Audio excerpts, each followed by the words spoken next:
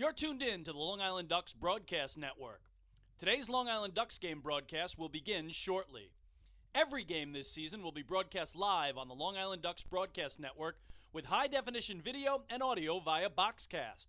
Fans can tune into the game on the Ducks' official Facebook page or YouTube channel, as well as the team's official website, liducks.com. Thank you for tuning in, and stand by for complete coverage of today's game. 2021 individual game tickets are now on sale. Fans can purchase their tickets by calling 631-940-TIXX, going online to liducks.com, or visiting the Ducks mobile app. Season ticket packages and 10-game plans are also available. To find out more information and secure your seats, please call 631-940-3825 to speak with someone in our ticket office. Get your business recognized by hundreds of thousands of Long Islanders by taking advantage of the advertising and sponsorship opportunities currently available with the Long Island Ducks. For more information, please call 631-940-3825, extension 106, or check us out on the web at liducks.com.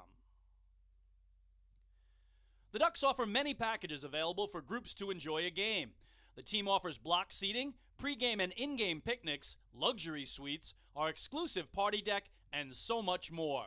In addition, groups have the opportunity to take part in a variety of exclusive experiences. Group ticket packages are now on sale. For more information on Ducks group outings, please call 631-940-3825 to speak with the group sales department. Looking for official Long Island Ducks merchandise, hard-to-find memorabilia, team apparel, and so much more? Then be sure to check out the Waddle In Shop, the official merchandise store of the Ducks.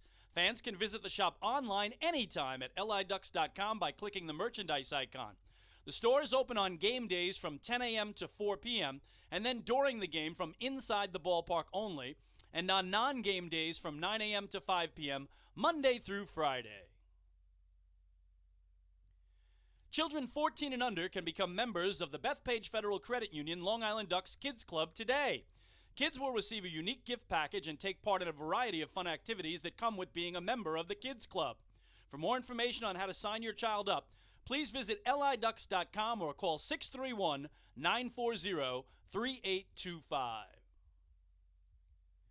Quackerjack, the 11-time Best Long Island mascot, is now available for appearances at parties and other special events throughout the Long Island community.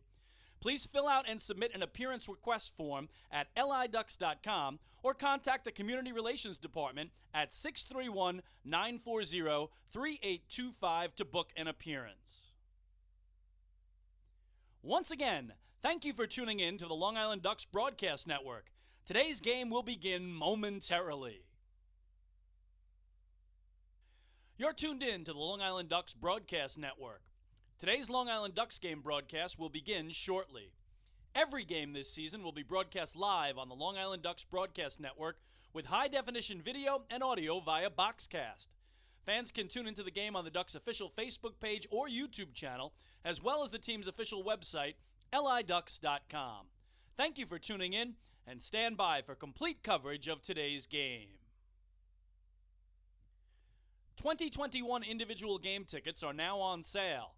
Fans can purchase their tickets by calling 631-940-TIXX, going online to liducks.com, or visiting the Ducks mobile app. Season ticket packages and 10-game plans are also available. To find out more information and secure your seats, please call 631-940-3825 to speak with someone in our ticket office. Get your business recognized by hundreds of thousands of Long Islanders by taking advantage of the advertising and sponsorship opportunities currently available with the Long Island Ducks. For more information, please call 631-940-3825, extension 106, or check us out on the web at liducks.com. The Ducks offer many packages available for groups to enjoy a game. The team offers block seating, pregame and in-game picnics, luxury suites, our exclusive party deck, and so much more. In addition, groups have the opportunity to take part in a variety of exclusive experiences. Group ticket packages are now on sale. For more information on Ducks group outings, please call 631-940-3825 to speak with the Group Sales Department. Looking for official Long Island Ducks merchandise, hard-to-find memorabilia, team apparel, and so much more? Then be sure to check out the Waddle Inn Shop, the official merchandise store of the Ducks. Fans can visit the shop online anytime at liducks.com by clicking the merchandise icon. The store is open on game days from 10 a.m. to 4 p.m., and then during the game from inside the ballpark only, and on non-game days from 9 a.m. to 5 p.m., Monday through Friday. Children 14 and under can become members of the Bethpage Federal Credit Union Long Island Ducks Kids Club today. Kids will receive a unique gift package and take part in a variety of fun activities that come with being a member of the Kids Club. For more information on how to sign your child up, please visit liducks.com or call 631-940-3825. Quacker Jack, the 11-time Best Long Island mascot, is now available for appearances at parties and other special events throughout the Long Island community. Please fill out and submit an appearance request form at liducks.com or contact the Community Relations Department at 631-940-3825 to book an appearance. Once again, thank you for tuning in to the Long Island Ducks Broadcast Network. Today's game will begin momentarily. You're tuned in to the Long Island Ducks Broadcast Network. Today's Long Island Ducks game broadcast will begin shortly. Every game this season will be broadcast live on the Long Island Ducks Broadcast Network with high-definition video and audio via Boxcast. Fans can tune into the game on the Ducks' official Facebook page or YouTube channel, as well as the team's official website, liducks.com. Thank you for tuning in, and stand by for complete coverage of today's game. 2021 individual game tickets are now on sale. Fans can purchase their tickets by calling 631-940-TIXX, going online to liducks.com, or visiting the Ducks mobile app. Season ticket packages and 10-game plans are also available. To find out more information and secure your seats, please call 631-940-3825 to speak with someone in our ticket office. Get your business recognized by hundreds of thousands of Long Islanders by taking advantage of the advertising and sponsorship opportunities currently available with the Long Island Ducks. For more information, please call 631-940-3825, extension 106, or check us out on the web at liducks.com. The Ducks offer many packages available for groups to enjoy a game. The team offers block seating, pregame and in-game picnics, luxury suites, our exclusive party deck, and so much more. In addition, groups have the opportunity to take part in a variety of exclusive experiences. Group ticket packages are now on sale. For more information on Ducks group outings, please call 631-940-3825 to speak with the Group Sales Department. Looking for official Long Island Ducks merchandise, hard-to-find memorabilia, team apparel, and so much more? Then be sure to check out the Waddle Inn Shop, the official merchandise store of the Ducks. Fans can visit the shop online anytime at liducks.com by clicking the merchandise icon. The store is open on game days from 10 a.m. to 4 p.m., and then during the game from inside the ballpark only, and on non-game days from 9 a.m. to 5 p.m., Monday through Friday. This is Long Island Ducks baseball. Justin Davies at the plate, the winning run at third. Crowd going nuts. Swung on, bouncing ball left side, off the mitt, up third baseman Brad Strauss. Here comes Willie Rodriguez. Justin Davies has done it again. The Ducks are one flag away from the championship. Jason Johnson makes the catch. He makes the catch, and the Long Island Ducks have swept the Camden River Sharks. They are the 2004 Atlantic League champions. Line bunt up the third baseline. Esquivel charging in. They're not going to have a play, and the Ducks are the champions of the Atlantic League here in 2012. Going back is Adam Bailey. He settles under it. He makes the catch, and for a second straight year, the Atlantic League trophy will reside on Long Island. Swung on and missed for strike three. The Long Island Ducks have come to Texas, and they'll be bringing the trophy back home to Long Island. The Long Island Ducks are the 2019 Atlantic League champions. And now it's time for the Long Island Ducks pregame show. We are live here at Appalachian Power Park in Charleston, West Virginia. It is time once again for Long Island Ducks baseball. And on a beautiful Thursday night, it is the final game of a three-game series as the Long Island Ducks take on the West Virginia Power. Well, good evening, everybody. My name is Michael Pollack. I'll be bringing you the play-by-play for all of tonight's action. Thank you so much for tuning in on the Long Island Ducks Broadcast Network, coming to you at liducks.com, Facebook Live, and youtube.com/DucksBaseball. Well, it is still very early in this 2021 season. This is just the 7th game of the year, but the Ducks certainly are coming into this game not necessarily viewing it as a must-win, but as they very much want to win, as a loss here tonight would end up in a 3-game sweep for the Power. West Virginia has stifled this Ducks offense for the majority of the first 2 games of this series. They came away with a 4-1 win here last night. So the Power have taken the first 2 games of this 3-game set. Long Island wants to salvage the finale before they head down to Waldorf, Maryland to begin a series against the Southern Maryland Blue Crabs tomorrow through Sunday. Recapping yesterday's game for you, it was the Power getting off to a good start against Ducks right-hander Mike Bolsinger, who was making his 2nd start of the season. Bolsinger allowed a run on the first inning when Scott Kelly singled to left, and then a double by Ruby Silva down the left field line put runners at 2nd and 3rd with 1 out for Jose Tabata. He hit a ground ball to short to bring in a run, and that gave the Power a 1-0 lead. They would add to that lead in the 2nd inning when Alberto Callaspo walked. Then with 1 out, Alfonso Reyta doubled to right center field. Callaspo would score 1 batter later on a fielder's choice ground out by Chris Salvi, giving the Power a 2-0 lead. Bolsinger would toss back-to-back scoreless innings in the 3rd and the 4th, but in the 5th inning, he allowed a leadoff single to Scott Kelly, and up next came Ruby Silva, who was red hot to start the year, and he crushed his 3rd home run of the season, a 2-run blast over the wall in right, and that doubled the lead for the Power from 2-4. They led it 4-0, 5 innings through the game. Ducks, meanwhile, were able to get base runners but could not get anybody across over the first 5 innings against Eric Sakula, who allowed 1 on base in each of the first 2 innings, 2 on base in the 3rd and the 4th. But ultimately, the Ducks stranded 5 runners on base over the first 4 innings of the game. They did get a run in the 6th inning, though. With 1 out, Brock Stassi drew a walk, and then with 2 outs, Ray Fuentes doubled to the right center field gap, scoring Stassi. But Fuentes would get stranded at 3rd, and then the bullpen took over there for the Power. Edwin Chiarte, a scoreless inning in the 7th, working around a 2-out single by Johnny Turbo. It was Eric Manoah, a scoreless inning in the 8th, working around a leadoff double from Sal Giordina. And then Gene Machi for the 2nd straight day, a 1-2-3 inning in the 9th. And so the Long Island Ducks dropping this one by the count of 4-1. The winner was Eric Sakula, who tossed 6 innings of 1-run ball, gave up 4 hits and 2 walks while striking out 5.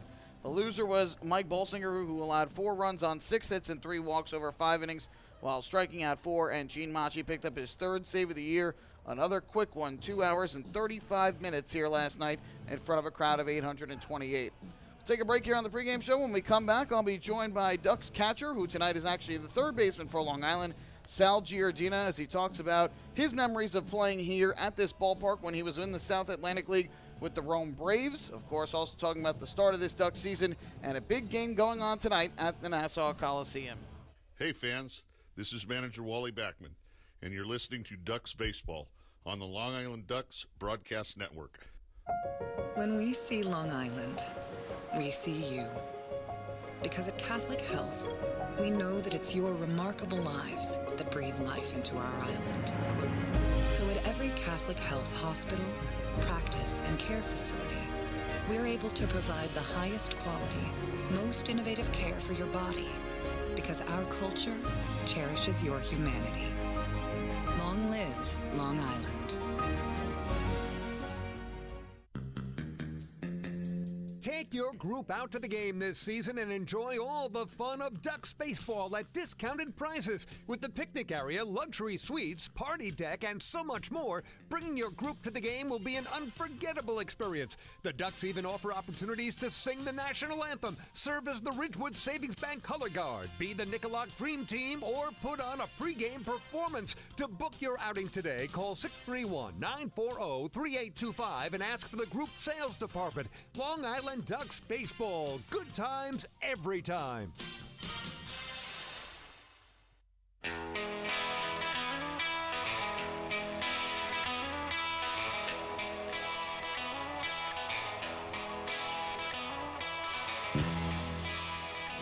getting ready for baseball on this Thursday night. Final game of a 3-game series between the Long Island Ducks and the West Virginia Power. Sal Giordina has had himself a nice start to this series. He had his first home run of the year here 2 nights ago. A solo blast in the 3rd inning off of David Kubiak. Also drew a walk in that game. And last night, his only at-bat resulted in a double in inning number 8. He's also an ardent Islander fan, has family roots here on Long Island. And so I got the chance to catch up with Sal before the game to talk about many things, including tonight's big Game 3 at the Nassau Coliseum. Sal, final game of this 3-game series coming up against the Power, and I know it's still very, very early. There aren't really must-wins early on, but after dropping the first 2 games of this series, how important is tonight's game for you guys? Tonight's important. We're excited to get back on the field and hopefully put up some good numbers today and get a win. It's obviously very early, as I talked about, but the offense has been struggling a little bit in the early going of this season. Are you noticing anything in particular that's made it tough for guys to get results at the plate in the early going? I just think because we haven't played in so long, everybody's still trying to get adjusted and getting their timing down.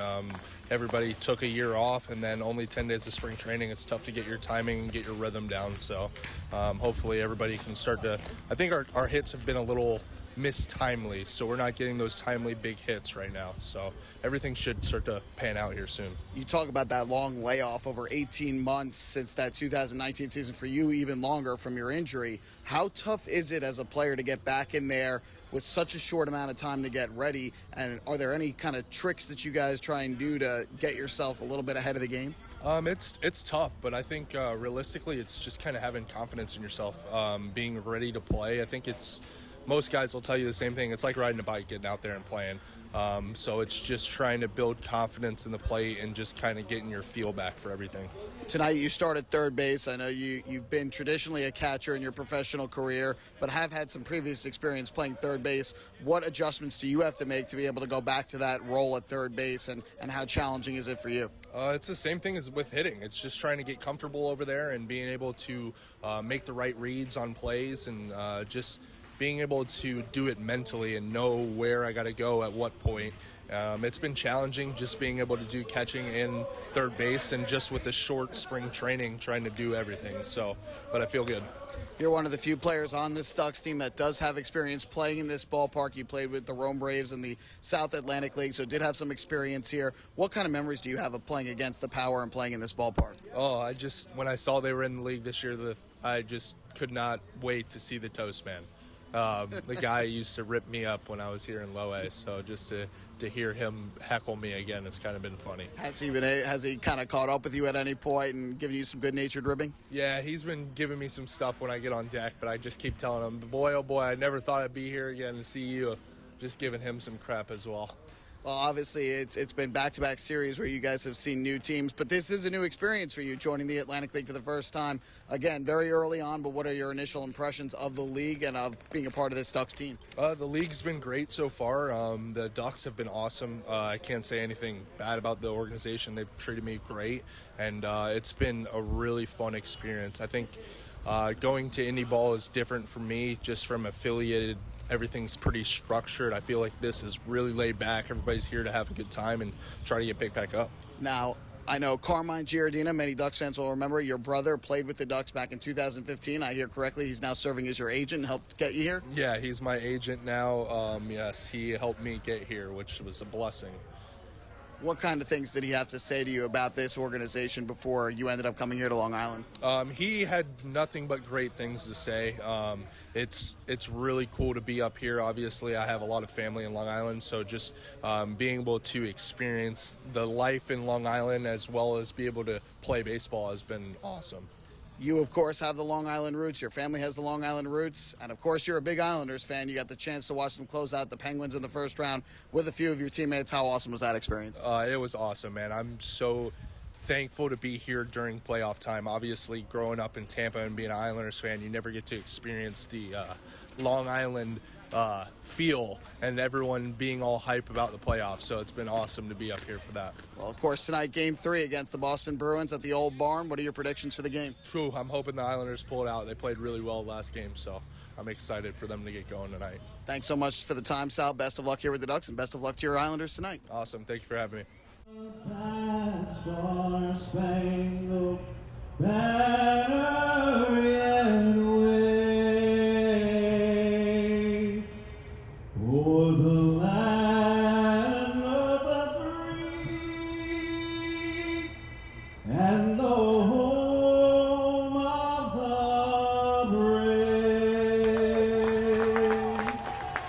Ducks national anthem here at Appalachian Power Park, and thank you again to Sal Giordina for joining us on the pregame show. We are just about ready for baseball tonight, the final game of this 3-game series. Ducks will head to Waldorf, Maryland after the game tonight. We'll open up a 3-game series against the Southern Maryland Blue Crabs tomorrow. Meanwhile, these Power will head to Lexington, Kentucky to take on their former South Atlantic League counterparts, the Lexington Legends, in a 3-game series over the weekend. The Power were going to try for a sweep tonight. The Ducks are going to try and salvage the finale before they head to Southern Maryland. Let's go through the starting lineups for tonight's game. For the Ducks, Johnny Turbo will lead things off. He is the left fielder. Batting second in second base is Steve Lombardozzi, and in the 3-hole, the designated hitter, Lou Ford. Batting fourth at first base, Brock Stassi. The 5-hitter in shortstop is Ryan Jackson. Ray Fuentes in center field. He will bat sixth. Hector Sanchez does the catching and bat seventh. The 8-hitter is the third baseman and our pregame show guest, Sal Giordina. And rounding out the order for the Ducks is the right fielder, Daniel Fields. They will all face righty Aaron Blair, the former major leaguer who got the win in his season debut on Saturday against the Blue Crabs with 5 innings of 1-run ball. On the other side for the Power, managed by former Duck Mark Minikazi, Teodoro Martinez will lead things off. He's the left fielder. Scott Kelly bats second and plays second base. Ruby Silva in center field will hit third. The cleanup hitter is the designated hitter, and that's Jose Tabata. Batting fifth at first base, Jimmy Paredes. The third baseman, Alberto Callaspo, will hit sixth. Shortstop and former Duck Elmer Reyes bats seventh. The catcher is Jovan Gonzalez. He will hit eighth. And rounding out the order in right field is Marcus Connect. And all of the Power will face righty Akil Morris, who makes his second start of the year for the Ducks. Got the no decision his first time out. Game 1 of the doubleheader on Saturday against the Legends when he tossed 4 scoreless innings, allowing just a hit and 2 walks while striking out 6. We are just about ready to go on this very nice and comfortable Thursday evening. Michael Pollack here bringing you all the action from Appalachian Power Park. Thank you so much for tuning in here on the Long Island Ducks Broadcast Network. Happy to bring you the final game of this series. First pitch on the way to the plate is a fastball taken outside for ball 1. We are underway a little bit early tonight, 7:04 p.m., the official first pitch time here in Charleston, West Virginia. Blair out of the windup, and his 1-0 is taken at the knees for a called strike.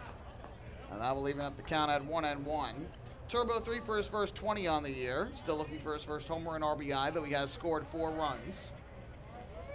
The 1-1 taken on the outside corner, another strike called.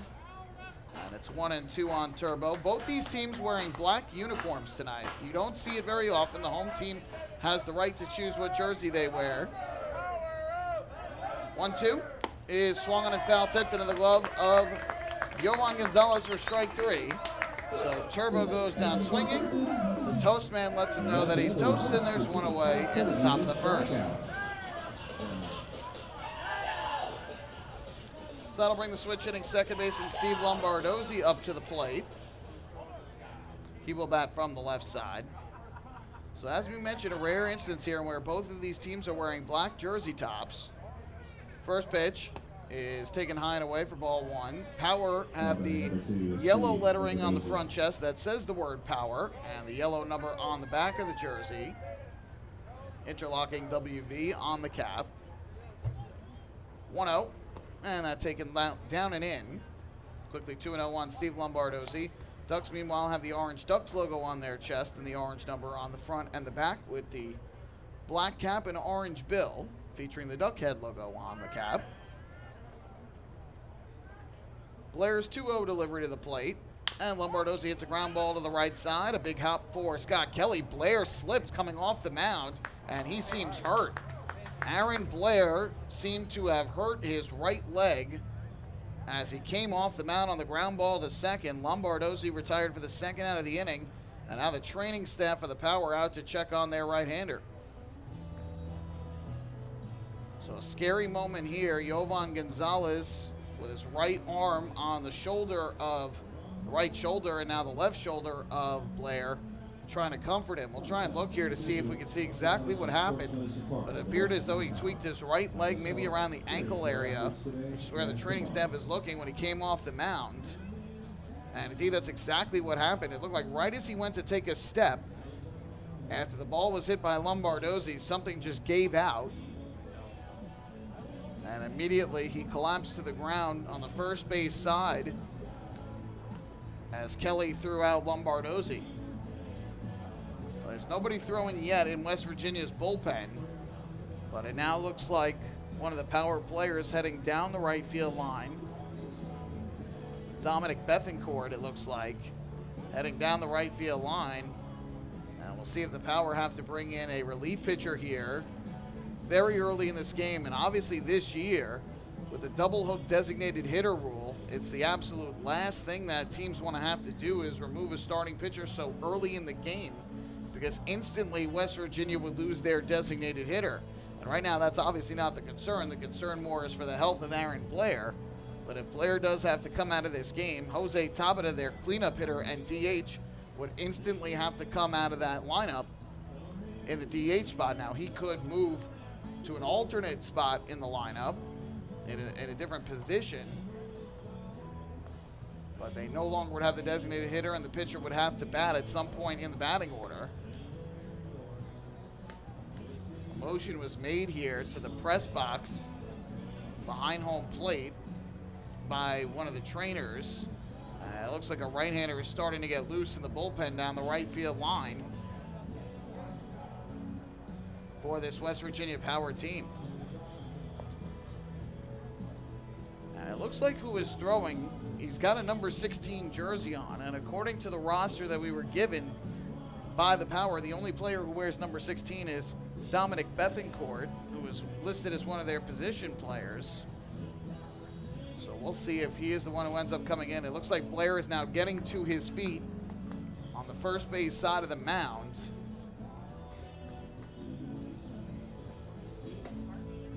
But definitely still seems to be in some discomfort as he continues to be attended to by the training staff. And I wonder if they're going to need to potentially get a cart or something else out to the field to try and take him off the field so he doesn't have to put any sort of weight on that right leg. Again, it looks like he is bending down, kind of hunched over right now. We're blocked somewhat by West Virginia's pitching coach, it appears, Paul Menhard, so it's a little tough to see exactly where Blair is grabbing, but again, it looked like the training staff was checking out his right leg area towards the foot. I couldn't tell if it was the ankle or the foot. But a lengthy delay here as the Power have a right-hander getting loose in their bullpen and getting set to take over on the mound with 2 down and the bases empty in the top half of the first inning. Well, Blair was set to make and did start to make his second start of the year. He pitched in the second game of the season, Saturday, May the 29th, against the Southern Maryland Blue Crabs here, and tossed 5 innings of 1-run ball. The only run he allowed was a solo home run in the 4th inning by Braxton Lee. He gave up 3 hits, walked 3, struck out 6 through 72 pitches in the outing, 43 of which were for strikes. And got the win as the Power picked up the victory. They ended up splitting that series 2-2 with Southern Maryland. And now I'm looking down the right field line, and I do see a cart making its way from the ground crew area under the Bud Light party deck down towards the pitching mound. So Blair, who does have major league experience, spent 2 years in the big leagues, 2016 with the Braves and 2017 with Atlanta. And in the big leagues, 2-8 record, a 7.89 ERA and 16 starts. And it appears as though his second start in a West Virginia Power uniform is going to be cut short here. Looks like he cannot put any weight on that right leg. His cleat is actually off, so you can see his bare foot, which he's actually resting up on top of the cart as it makes its way off the field now, and the fans here at Appalachian Park giving him a round of applause. But it appears as though Dominic Bethencourt, who again is listed as a position player on this West Virginia roster, is going to make his way to the field. And we will have a pitching change, 2 batters into this ball game. So we'll step aside for a brief moment here. Pitching change coming up at Appalachian Power Park. 2 batters have been retired for the Ducks. No score, top of the first inning. Hey fans, this is catcher Juan de la Cruz, and you're listening to Ducks Baseball on Long Island Ducks Broadcast Network. it. The color of my new Nicolot patio is so vibrant. It's unlike anything I've ever seen. You're welcome. I'm just going to go finish that Nicolot walkway now. Make your pavers vivid Nicolot pavers. The best-looking, most vibrant pavers with the most 3-color blends in the industry. Featuring Nicolot's exclusive paver shield and color blending technology. With color throughout and guaranteed not to fade. Live life in color with Nicolot. Visit Nicolot.com.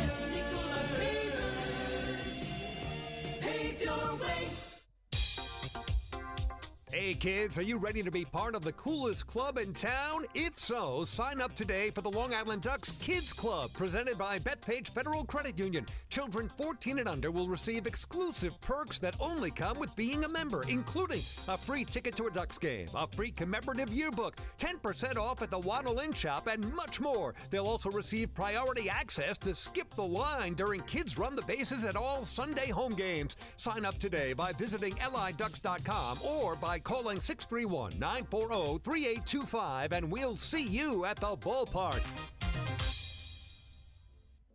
Remember what life used to be like? Before the virus, before the isolation. Remember the sights, the sounds, and those incredible smells? Remember when you didn't have to be 6 feet apart and there were reasons to celebrate? Remember what that felt like? It's time to make new memories to remember. Welcome back.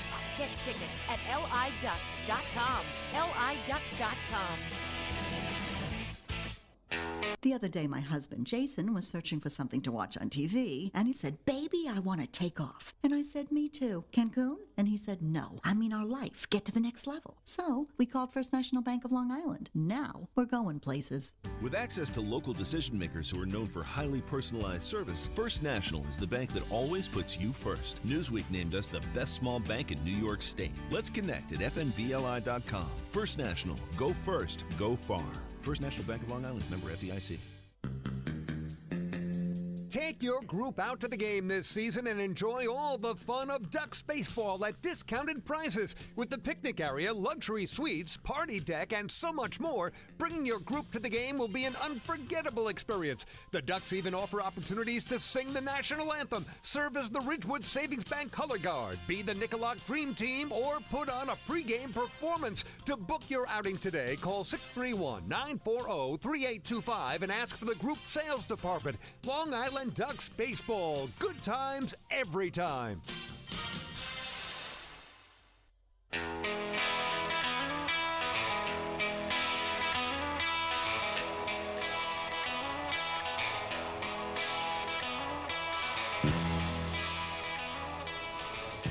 So quite the scene here early in this one. The Long Island Ducks and the West Virginia Power.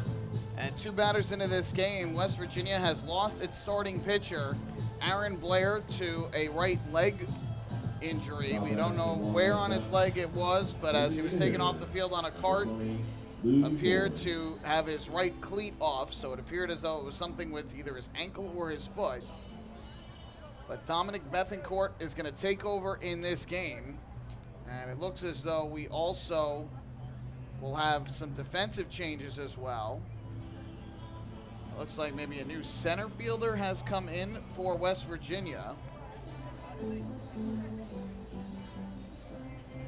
But perhaps a double switch here by the Power, because again, with the double hook designated hitter rule, West Virginia loses its DH in this spot.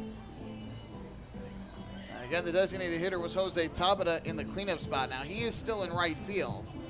Or he is in right field now, excuse me. So he must have gone into the game in right field. And perhaps Marcus Connect, who was supposed to be the right fielder, came out of this game.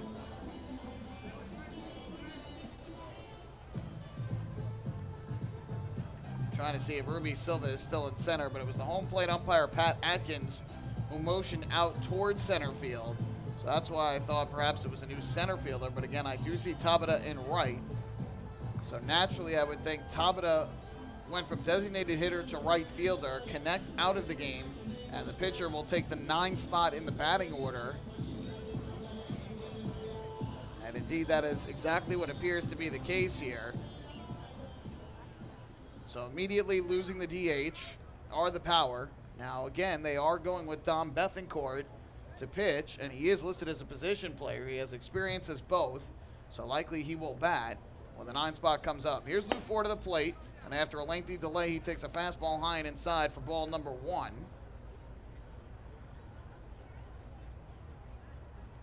Ford batting in the 3 spot. First 2 Ducks were retired in this game by Aaron Blair on a strikeout and a ground out.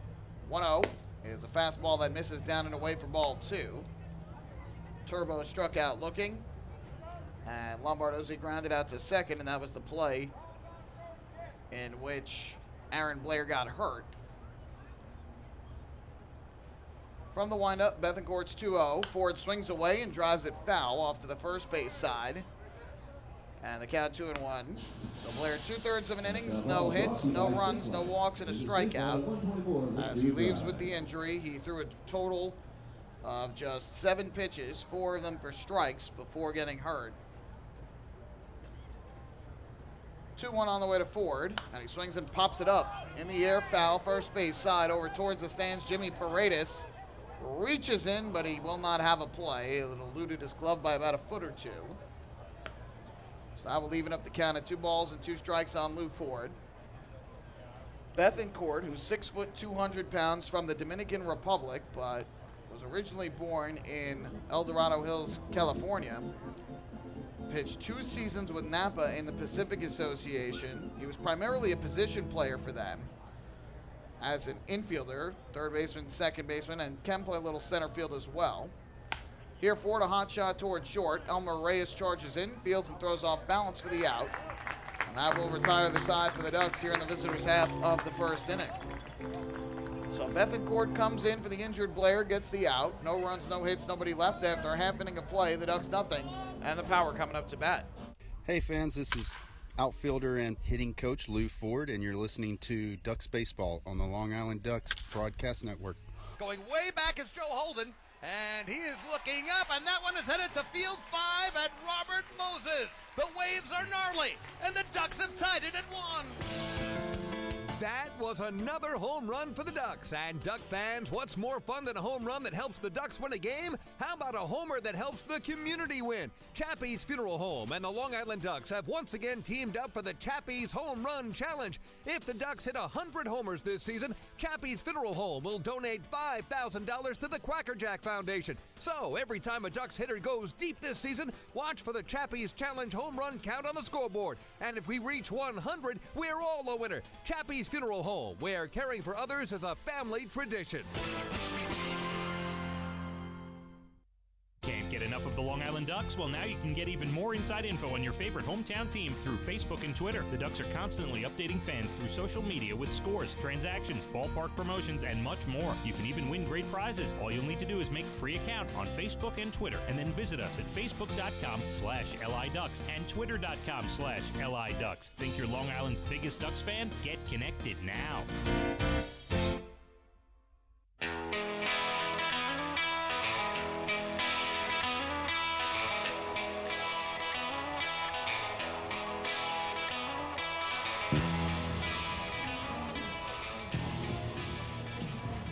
Long Island Ducks and the West Virginia Power scoreless as we go to the bottom half of the first inning.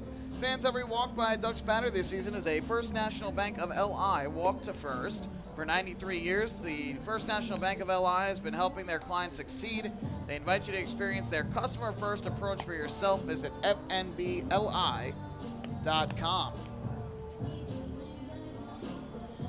So Akil Morris taking his warm-up tosses for the Ducks as he gets set to make his second start in a Ducks uniform. Morris pitched the opening game of the season for Long Island. He tossed 4 scoreless innings, allowing just a hit, 2 walks, striking out 6. And he'll have the opportunity to pitch against this Power team for the second time in his career. Previously did so one time while he was in the South Atlantic League back in 2014 with Savannah.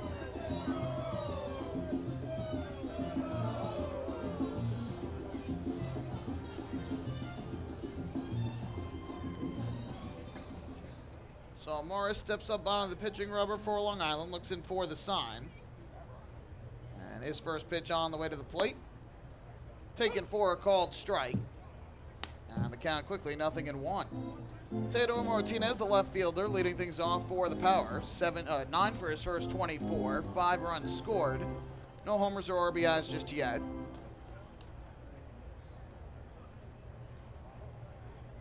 Here's the 0-1 pitch. High pop-up in the air foul. First base side, that is going to drift out of play. That foul ball is brought to you by Safeway. And it's quickly 0-2 124 Lakeview Drive. on the Power left fielder. Mark Minicozzi, the former Long Island Duck, managing the Power team and coaching down at third base. Looks like Chris Salvi doing the coaching over at first for West Virginia. Morris gets the sign and comes set. And the 0-2 is pumped in the air to center field. Ray Fuentes takes a couple steps over to his left. He'll make the catch. And Martinez retired for the first out here in inning number 1. Your second baseman, number 2, Scott Kelly. That'll bring Scott Kelly up to the plate for the Power. Morris, 6'1", 205 pounds, 28-year-old right-hander in his 11th season of professional baseball. Born in St. Thomas of the Virgin Islands, and now resides in Orlando, Florida. First season with the Ducks for Morris, and second in the Atlantic League.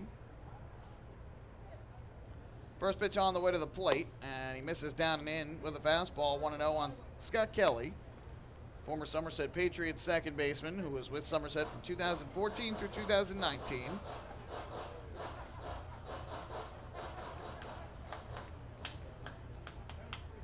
Morris is 1-0. Delivers to the plate. Kelly takes the high fastball inside. And it's 2-0. Kelly off to a good start. 9 for 24 on the season. 2 RBIs, 5 runs. Has struck out 7 times. From the stretch to 2-0. That's right down the middle for a called strike. Many in the Patriots organization, Somerset, of course, now the AA affiliate of the Yankees, excited to see Scott Kelly, who became a fan favorite with Somerset, get an opportunity, and of course, aided by Mark Minicozzi's presence. 2 were teammates in Somerset, and now Minicozzi beginning his managerial career, bringing Kelly aboard. 2-1, right down the middle again from Morris, maybe a little bit on the inner half of the plate for a strike. And Kelly quickly sees 2 strikes after the 2 straight out of the zone from Morris. Count even at 2-2. Light crowd on hand here, although a lot of fans down in the Bud Light party deck down the right field line. 2-2, down in the dirt, blocked there by Hector Sanchez, sliding to his right. And now the count full at 3-2.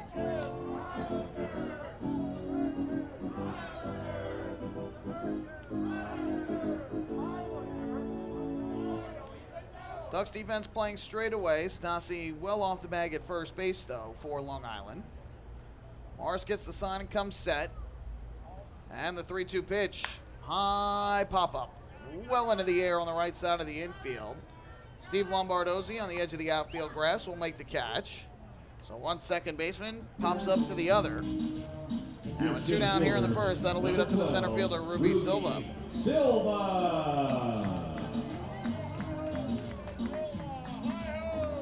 Defensively for the Ducks, Johnny Turbo in left, Ray Fuentes in center, and Daniel Fields is around in right.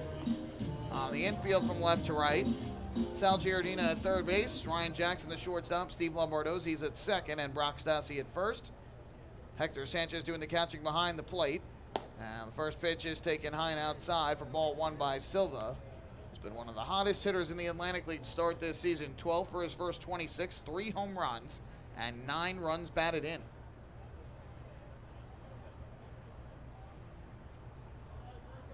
Morris is 1-0. And Silva checks his swing, but does go around on the breaking ball downstairs. And that evens up the count at 1-1. Silva's 3 homers, tied with 3 other players, Aklinski, Blackstone, and Morrison for the league lead.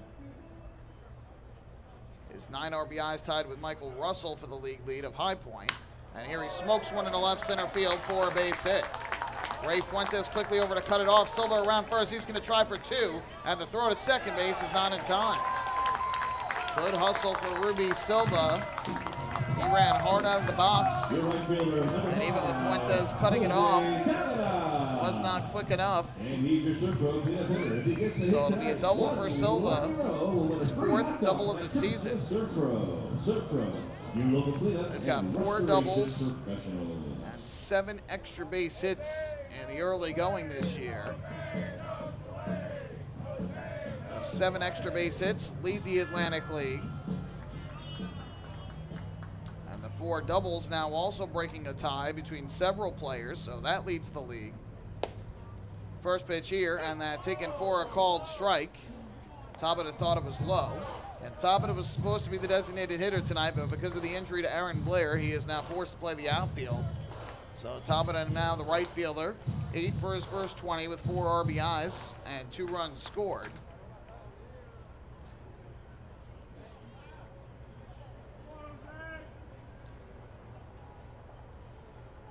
Morris waiting as Tabata digs back into the batter's box from the right side. Right-hander gets the sign and come set. Silva leads off second. And the 0-1 is a curveball that missed down and away. Evens up the count at 1-1. Morris allowed just 1 hit in his first outing. A 4th inning single by Cole Sturgeon. For a total of 67 pitches, 46 for strikes. Obviously, the Ducks would like to stretch him out a little further tonight. 1-1. And the breaking ball misses high and inside. This West Virginia Power team, really at the top of their order, has been terrific to start the year. 9 hits for Martinez, 9 for Kelly, 13 now for Silva, and 8 for Tabata.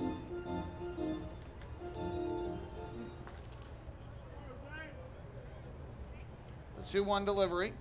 Morris kicks and fires. Tabata rips one foul down the third base line past Minakazi. That'll even up the count at 2-2.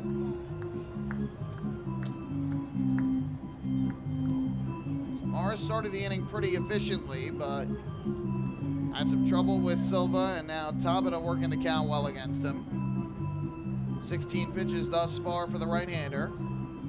Trying to avoid any further trouble after the 2-out double by Silva. 2-2. Swing and a miss for strike 3. Gil Morris reared back and blew a fastball by the righty hitting right fielder. First strikeout of the night for Morris, and that'll end the inning. No runs, 1 hit, and 1 man left on base. We have played 1 in West Virginia. No score between the Ducks and the Power.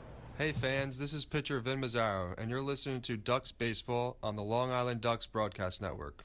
PSCG Long Island wants you to know how to save energy and money in your home. Did you know energy-efficient appliances can use up to 25% less energy? Here's how to save. PSEG Long Island offers money-saving rebates when you purchase Energy Star appliances. Discover how a little energy efficiency know-how can mean savings in your home. Find more energy efficiency tips, tools, and money-saving rebates at pseglinY.com/save money.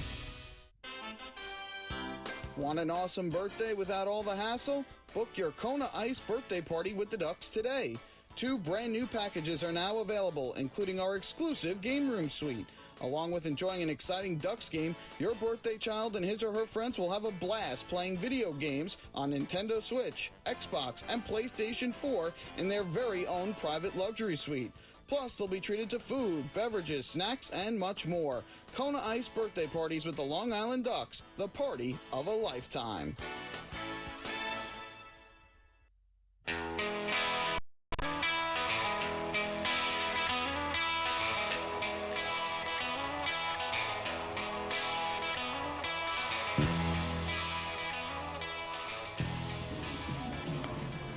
Ducks and the Power go to the second inning. Dom Bethencourt back to the mound after taking over for the injured Aaron Blair. And the top half of the first inning. We were saying before we went to break in the first inning that Bethencourt does have some pitching experience. In 2018 and 2019 combined, he appeared in 5 games with Napa in the Independent Pacific Association. And tossed 5 innings, allowed 5 hits, 5 runs, 4 of which were earned. He walked 9 batters and struck out 4. Again, primarily is a position player. 158 games of action in the Pacific Association and the United Shore Baseball League coming into this season, but forced into the role as a pitcher here. I was able to retire Lou Ford for the final out of the first inning. Now we'll see what he does here in the second. It'll be Brock Stassi to lead things off for Long Island. Cleanup hitter and first baseman batting from the left side. First pitch is hit on the ground to the right side, and it goes past the backhanded try of the first baseman, Jimmy Paredes, and into right field. So Stassi will be aboard to get things started in the second. We'll see how that is scored. It was in the hole between first and second, but Paredes on the backhand could not come up with it. The Ducks get the leadoff man aboard here in inning number 2. That'll bring up the shortstop, Ryan Jackson.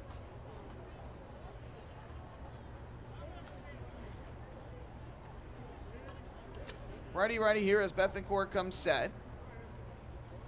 First pitch on the way, and Jackson swings at the pitch and pops it up. Foul to the third base side of the plate. Yovan Gonzalez sheds the mask and makes the catch in the Ducks on deck circle. So a quick at bat there for Ryan Jackson as he pops out foul to the catcher. And there's one away here in the second inning. They have ruled a base hit for Brock Stassi, so that'll be his second hit of the year, the Ducks' first hit of the ball game. So Long Island 1 on 1 out now. Jackson is now 9 for 22 on the year. Stassi 2 for 19. Here's Ray Fuentes to the plate as he bats from the left side for Long Island, center fielder and 6-hitter for the Ducks. Bethencourt from the stretch. First pitch on the way, and Fuentes swings and misses for strike 1. One thing that has hurt the Ducks in the early going has not been their pitching or their defense. It's been their offense. Entering today, a league-low 209 batting average for the Ducks through the first 6 games. Now, it is very early, and those averages can change in a hurry. 0-1. Fuentes squares to bunt, pulls back on the breaking ball, and takes it down and away 1-1.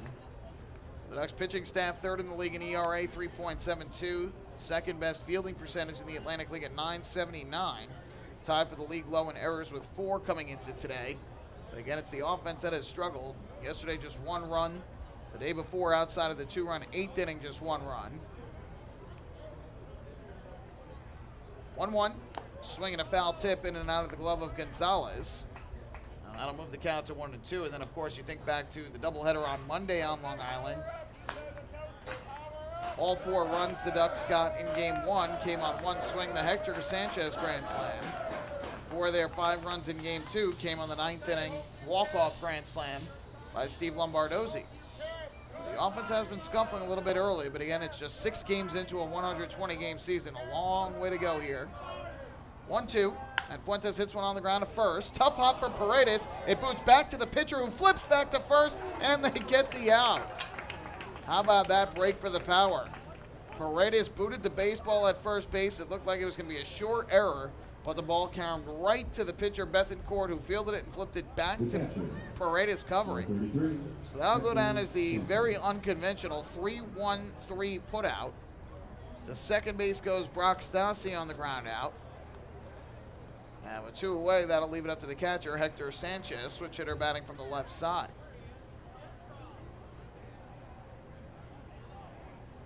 Bethencourt looks to second. First pitch on the way to the plate, and Sanchez fouls one straight back to the screen. And the count 0-1. It's easy to say that the Ducks get a break with the starting pitcher, a former big leaguer, coming out of the game, but the Ducks obviously had the game plan in place going into this one to face Blair, and now they immediately might have to change that game plan, given that Blair has gone after 2 batters. 0-1, and the off-speed pitch misses outside 1-1. And in addition, the Ducks probably don't have too much of a game plan for Bethencourt, who again is listed as a position player on this West Virginia Power roster. Only has 5 games of professional experience on the mound coming into tonight. Stassi takes his lead off second. The 1-1 pitch, and Sanchez lays off a high changeup to move the Cats to 2-1. No score, top of the second inning. Each team with a hit here in the early going. Lights are on all around Appalachian Power Park. Bethencourt comes set, and his 2-1 pitch, way inside. Sanchez has to dance out of the way of it. And now the Ducks catcher with a good hitter's count at 3-1. Sanchez 2 for 13 to start the year with the grand slam, 5 RBIs thus far in his second season with the Ducks.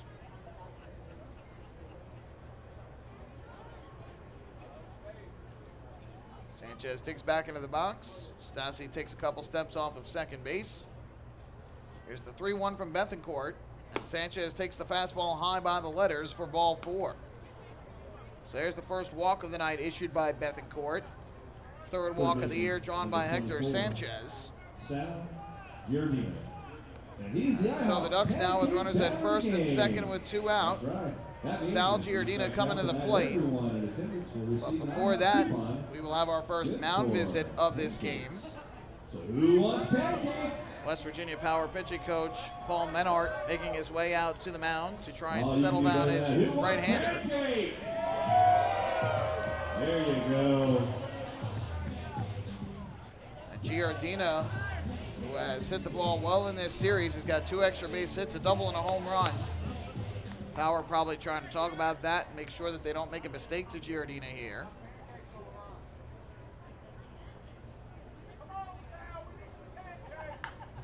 So here is Giordina to the plate, switch hitter from the left side. Runners lead from first and second with 2 down, and the first pitch fastball is taken low and inside for ball number 1. Giordina 5 for 16 on the year, a home run and 4 RBIs, 3 runs scored, and came into the day tied for the league lead in doubles with 3. Ruby Silva has since surpassed him. 1-0, way outside on a breaking ball.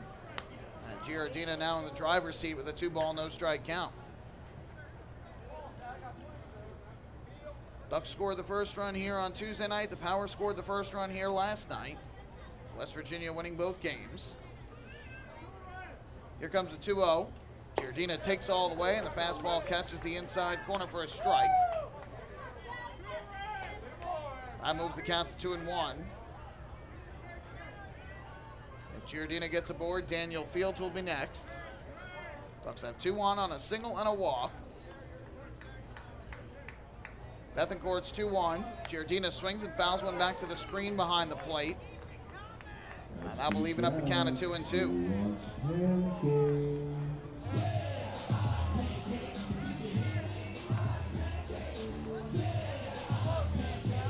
Giordina has seen the count go from 2-0 to 2-2. Stassi at second, Sanchez at first. 2 down, scoreless game.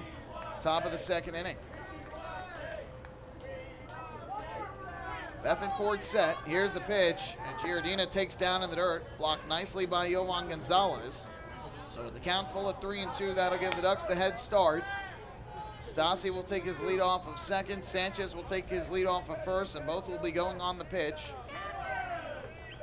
from the 25-year-old right-hander, Dom Bethencourt. Gets the sign and comes set. Runners, there they go, and the pitch is swung on and fouled off. Third base side, well out of the ballpark. Giordina fights off the tough pitch and will do it yet again. Ducks are making Bethencourt work. He has already thrown 22 pitches. According to TrackMan, he's had a fastball just under 90 miles an hour. A couple times has touched 90, mixing it up with about an 80-mile-an-hour curveball. Runners go again, and the 3-2 is swung on and fouled off once again by Giordina. Just getting a little piece of it, knocking it off the glove of Gonzalez.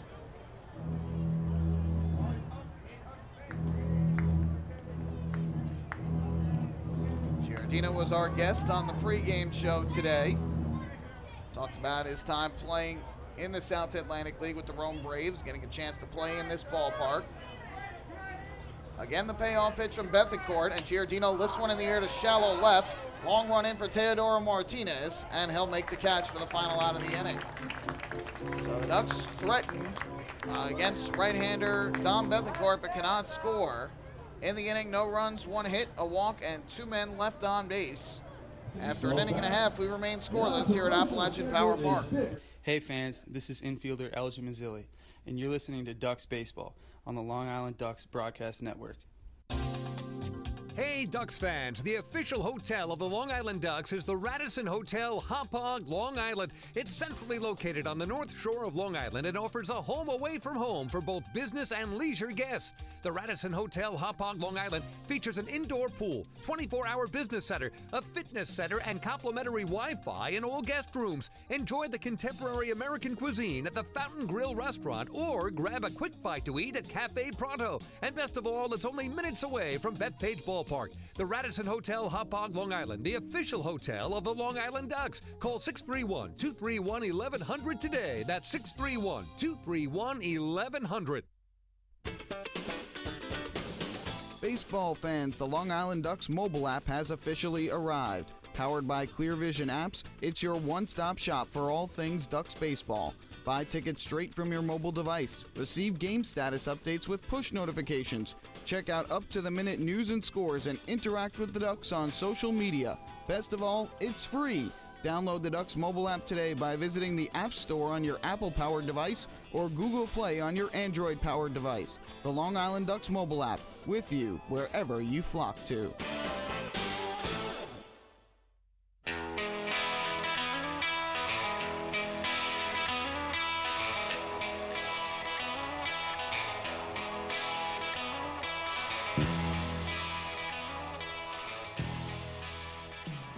On to the bottom of the second inning we go. The Ducks and the Power are scoreless.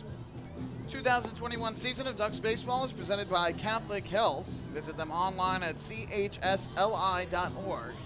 Catholic Health, long live Long Island.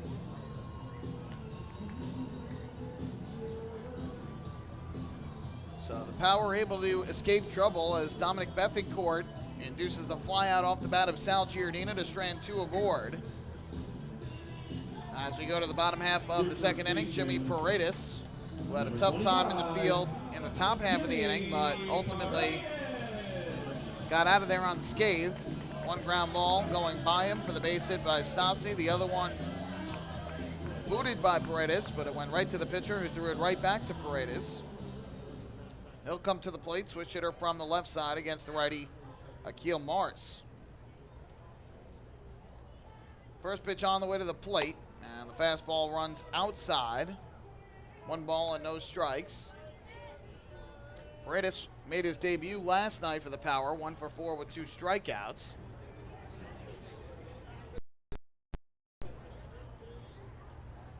Morris tossed a scoreless inning in the first, working around a 2-out double. And here he misses up and away for ball 2.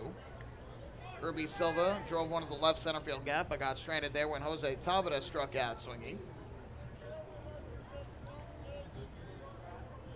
Shortstop Ryan Jackson shaded towards the middle of the infield. The 2-0 pitch swung on and popped up a mile in the air, foul behind the plate. Hector Sanchez sheds the mask, but he'll run out of room as it hits off the roof over section 107. Fans waiting for the baseball to come back, but it would not. So instead, the count 2-1 on Paredes, who will be followed by Callaspo and Reyes here in the second inning. Giordina plays well off the line at third base for Long Island. 2-1. Checked his swing, took a fastball knee-high over the inside corner for a called strike.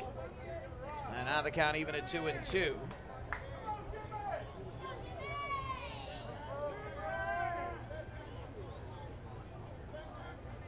Ready to go is Morris. Here's the kick and the pitch, and Paredes a swing and a miss for strike 3.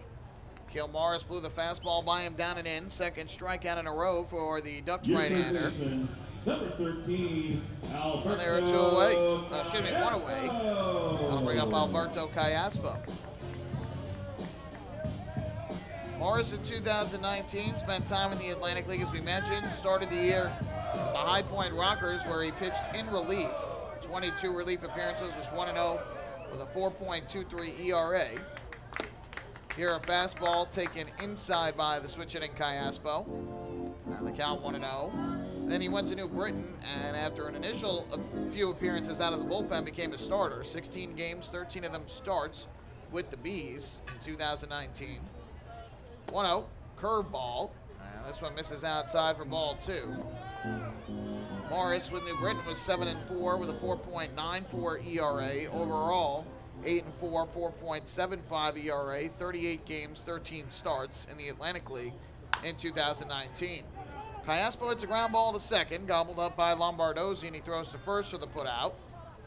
So Cayaspo 4-3 on the ground out. 2 quick outs recorded by Morris here in the second. Now batting, number 14, shortstop, Elmer Reyes.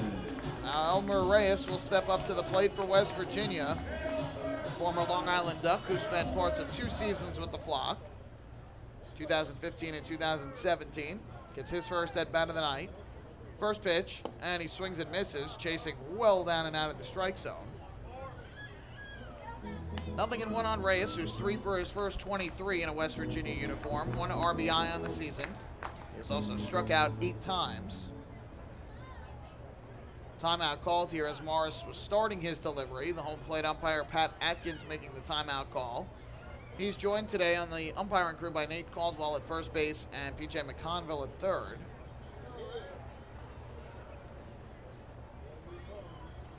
Here's the 0-1 from Morris. And Reyes again chasing down and away. Looked like he expected fastball twice and got sliders twice, chasing well out of the zone. The count quickly 0-2 as Morris looks to retire the side in order here in the second inning. No score in the early going between the Ducks and the Power.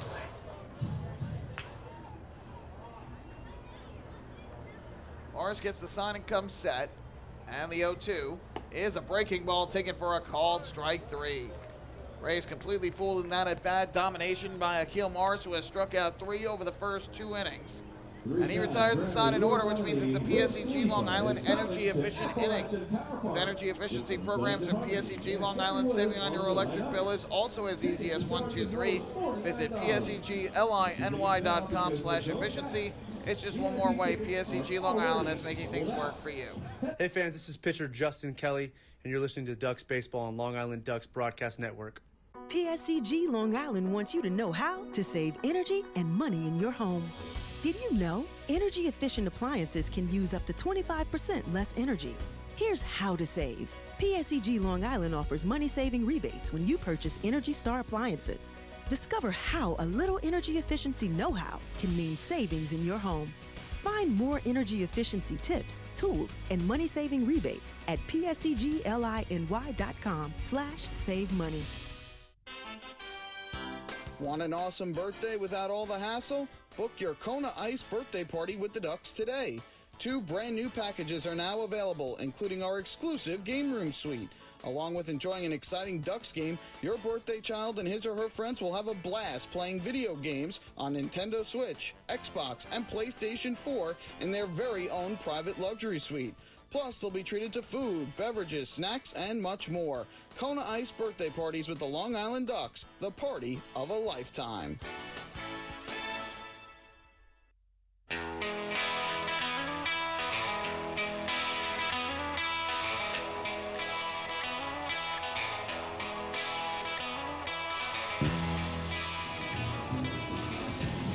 Ducks in the Power, scoreless after 2. We move to the 3rd inning here in West Virginia.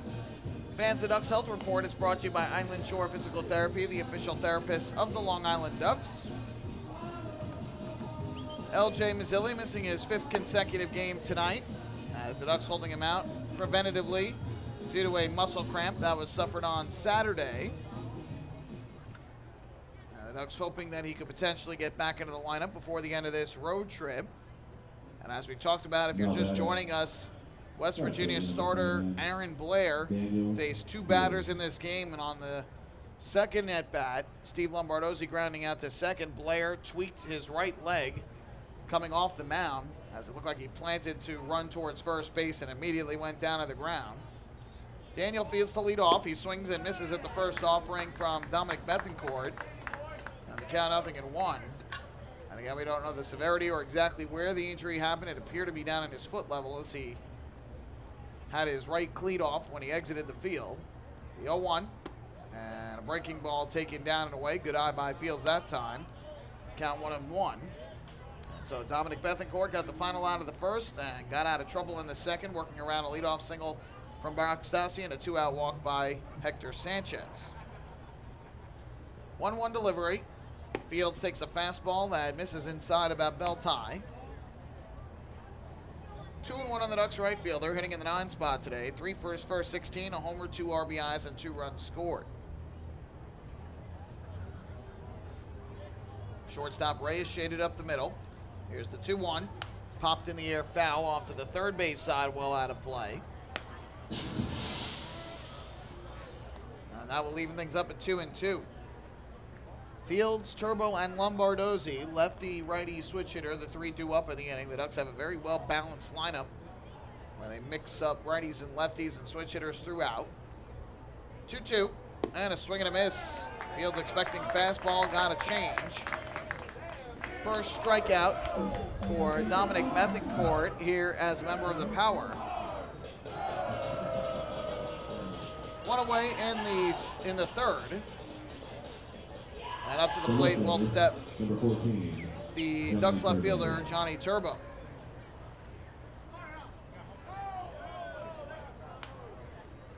Righty to righty here. Turbo a strikeout victim against Blair back in the opening inning. Bethencourt's first pitch, and Turbo lays off the breaking ball down and away, 1-0. Turbo thus far in the series, 1 for 8 with a sacrifice bunt. The 1-0, and he pops one high in the air to left.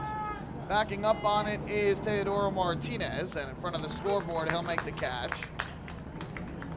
Turbo with a fly out to left. Bethencourt pitching well thus far. 2 quick outs. Number 2, Steve. And that'll bring Steve Lombardozzi up to the plate for Long Island.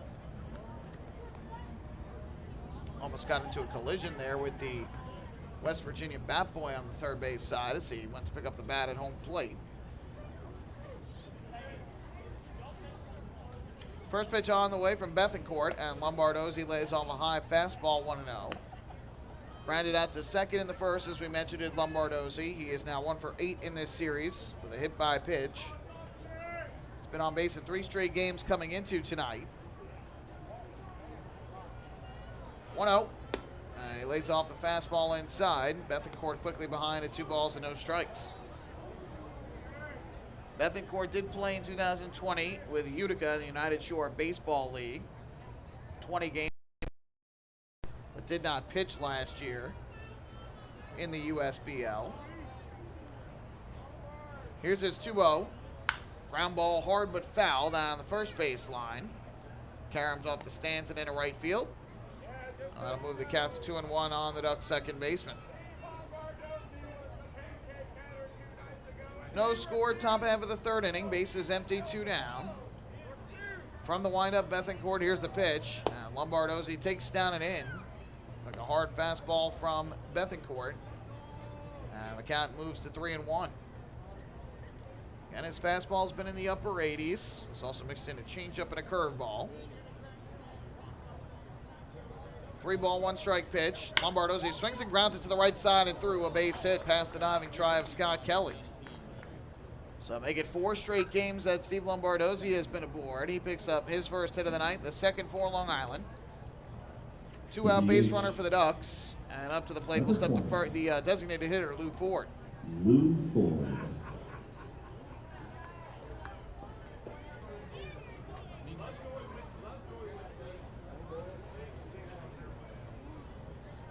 So Lombardozzi, who has yet to steal a base yet this year, gets aboard at first, held on by Paredes. First pitch to Ford is swung on and popped up. Right side of the infield, Jimmy Paredes making the call along the line, and he will make the catch in fair territory, it is ruled, for the final out of the inning. So twice the Ducks have picked up a base hit, and their next batter has swung at the first pitch and popped out. No runs, 1 hit, 1 left. 2.5 complete, no score here in West Virginia. Hey fan, this is catcher Hector Sanchez, and you are listening to Dog Baseball on the Long Island Dogs Broadcast Network. When we see Long Island, we see you. Because at Catholic Health, we know that it's your remarkable lives that breathe life into our island. So at every Catholic Health hospital, practice, and care facility, we're able to provide the highest quality, most innovative care for your body, Because our culture cherishes your humanity. Long live Long Island.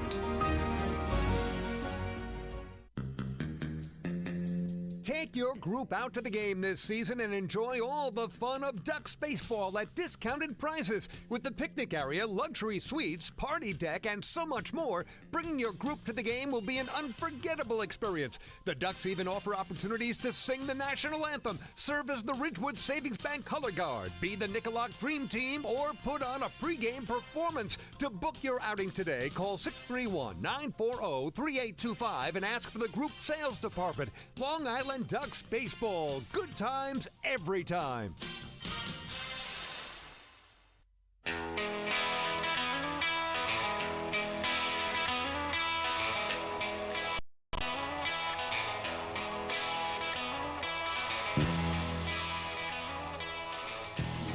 Ducks and the Power are scoreless as we make our way to the home half of the third inning here in West Virginia. Anybody in this mix? Power have done a good job to this point working around the injury by Aaron Blair. 2 1/3 scoreless innings from Bethencourt since taking over on the mound in the first inning.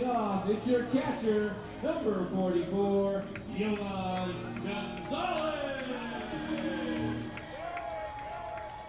The Ducks have had a couple of runners on against them, but haven't been able to push a run across. Again, just one run over the past 2 games. In fact, just one run going back to the 9th inning on Tuesday night. Here's Yohan Gonzalez to bat from the right side, the 8-hitter and catcher for the Power. And he takes the first pitch fastball for a called strike from Akil Morris, 0-1. Gonzalez 2 for 15 on the young season, a run batted in and a walk. He has also struck out twice, but he had the big hit here on Tuesday night. Breaking ball ripped to third and caught by Sal Giordina for the first out. That was a rocket off the bat of Gonzalez, but Giordina was waiting for it at third. And just like that, one down here in the bottom of the half of the third inning. The pitcher, number 16, Dominic Bethencourt. So Dominic Bethencourt will get his first at bat of the evening. Again, took over as the pitcher in the first. The injury to Aaron Blair, and with the double hook designated hitter rule, the Power lose their DH. So Jose Tabata, who was the DH, had to go to right field. A double switch was made to put the pitcher in the 9 spot of the order. Marcus Connect didn't even get an at bat tonight. First pitch, and that is taken at the knees for a called strike. Fans thought it was too low. On the count, 0-1 on Bethencourt. He does have one at bat this year. He struck out in his lone plate appearance coming into tonight. Again, is listed as a position player, but getting the spot as a pitcher here tonight. And here he lifts one in the air down the right field line, slicing foul and out of play. Quickly 0-2 on the righty swinging Bethencourt. Keep an eye out at all times. Thanks.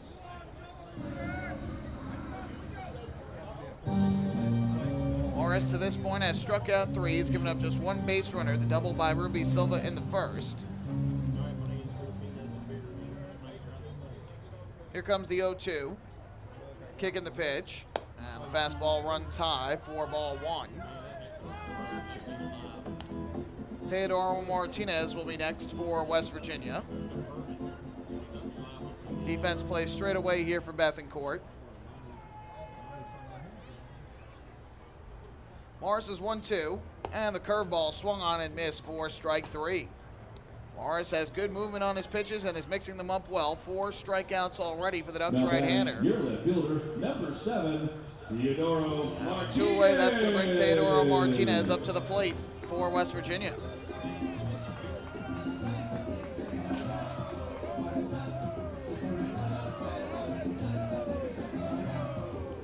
So here is Martinez, who fly to center his first time up, back in the bottom half of the first inning. Morris has retired 6 straight since the double by Silva. First pitch taken upstairs. And the count 1 ball and no strikes. He retired 8 of the first 9 that he faced. First trip through the West Virginia order did Akil Morris.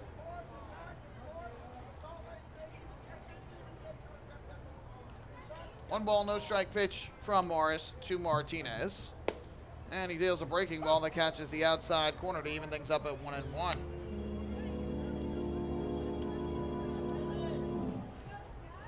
Martinez last night was 1 for 4 at the plate with a single, after going 0 for 4 in the series opener here on Tuesday. Morris is 1-1, and that pitch is taken at the knees for a called strike. The ball was dropped by Hector Sanchez. But again, typically in the past we've seen if the catcher drops the ball, the pitch is not called a strike. With the automated ball strike system, doesn't matter anymore whether the catcher drops it or not. If it crosses the front of home plate in the strike zone, then it's going to be called a strike by the home plate umpire and by the system. 1-2 is a breaking ball down and in, almost caught Martinez on the foot, but it misses him. And it set the count even at 2-2.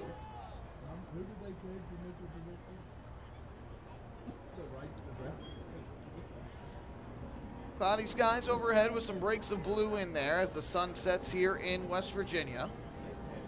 Almost an hour into this game, no score, bottom of the third, 2 out and the bases empty. And Morris's 2-2 delivery is a fastball taken high and tight. So that will run the count full to 3-2. If Martinez reaches, Scott Kelly will be next.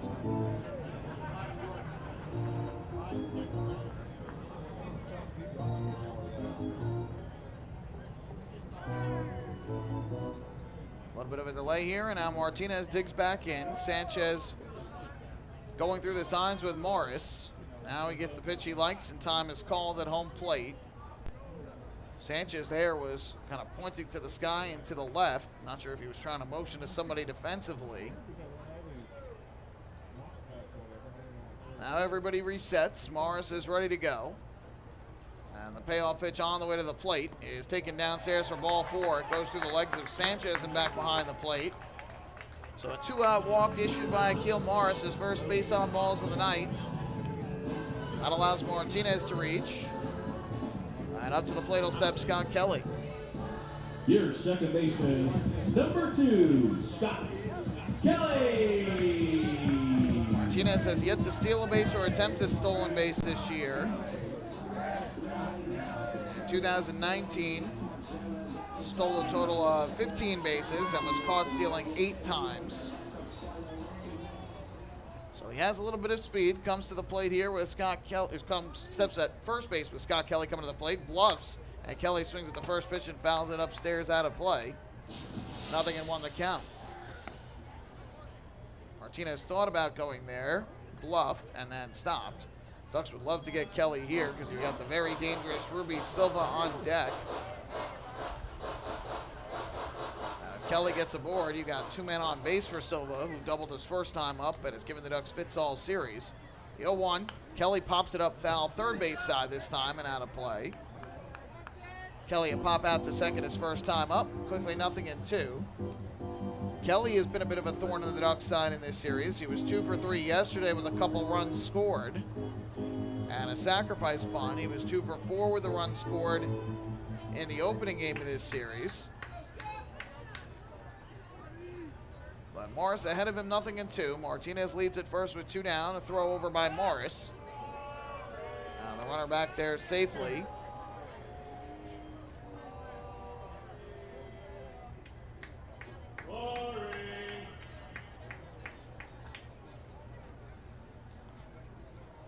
Kelly digs back in at the plate. Martinez takes his lead at first. The 0-2 from Morris, and Kelly lays off a high fastball. Misses for ball 1. Kelly wears the high black socks. Typically always wore the high socks in a Somerset uniform as well. Stassi holds on the runner. The 1-ball, 2-strike pitch from Morris is a curveball that drops in over the outside corner for a called strike 3. Strikeout number 5 on the night for Akil Morris. 2 here in the inning. No runs, no hits, a walk, and a man left on base for West Virginia. 3 innings in the books, no score. Hey fans, this is pitcher Mike Bolsinger, and you're listening to Ducks Baseball on the Long Island Ducks Broadcast Network. Sayville Ford, the no-fees dealer, has been family-owned and operated since 1957. Their state-of-the-art facility features a spacious showroom with a giant inventory of new, pre-owned, and commercial vehicles. Plus, every vehicle comes with a 10-year, 100,000-mile powertrain limited warranty. Some exclusions apply. And their service department is open from 6 a.m. to 1 a.m. with enclosed service drives for your convenience and comfort. Sayville Ford, Long Island's Ford giant, is conveniently located off exit 50 on Sunrise Highway or online at SayvilleFord.com. Remember what life used to be like? Before the virus, before the isolation. Remember the sights, the sounds, and those incredible smells? Remember when you didn't have to be 6 feet apart and there were reasons to celebrate? Remember what that felt like? It's time to make new memories to remember. Welcome back. Get tickets at liducks.com. liducks.com.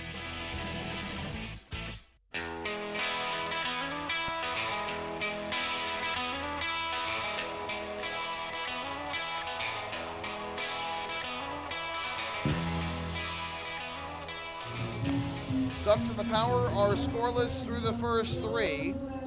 Akil Morris has struck out 5, giving up just 1 hit and 1 walk to this point. Meanwhile, Dom Bethencourt has done a nice job through 2 1/3 innings since taking over for the injured Aaron Blair. He's given up 2 hits and a walk, but no runs have come across for Long Island. So we go to inning number 4, and it'll be the middle of the order due up for the Ducks. Stassi, Jackson, and Fuentes.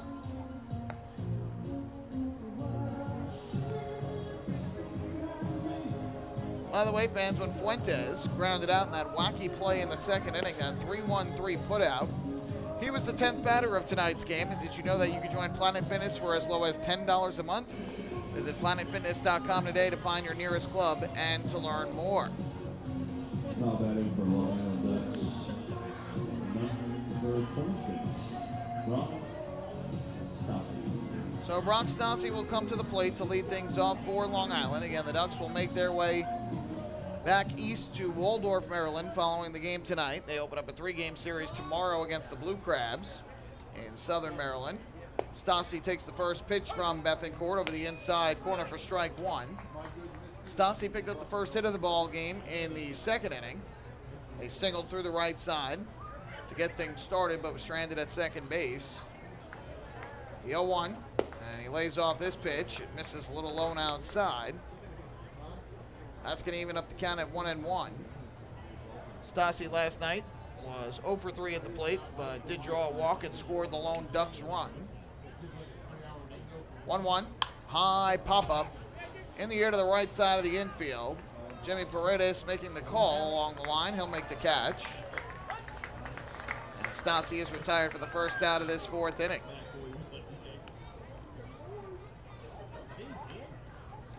Fans follow all season long as the Ducks try and meet the Chappies Home Run Challenge. If the Ducks hit 100 home runs this year, Chappies Funeral Homes will donate $5,000 to the Quacker Jack Foundation. Chappies Funeral Homes, where caring for others is our family tradition. First pitch to Ryan Jackson, a fastball taken for a strike, 0-1. Ducks also have 20 less games to do it, just 120 games scheduled for this year instead of the usual 140 because of the COVID-19 pandemic. 0-1 is down and away. And that'll even the count at 1-1. Season didn't begin until May 28th for the Ducks, May 29th. About a month later than typical. And the season will go through till October the 10th before the postseason. 1-1, and that taken down and away for ball 2. A bit of a change, too, for the postseason. Instead of 2, first round this year will be a best of 3. First and second half winners in each division taking on each other, and then the championship series will be a best of 5. 2-1 is rocketed into left field. On the run, Teodoro Martinez won't get it. It's over his head, and that's going to go to the wall. Jackson around first, digging for 2. Here comes the throw. It's not in time. Ryan Jackson continuing his red-hot hitting, his 10th hit of the season, which leads the Ducks, and it's his first extra base hit of the year. After 9 singles, he picks up his first 2-bagger. So Jackson gets to second base here with 1 out in the inning. And that'll bring Ray Fuentes to the plate for Long Island.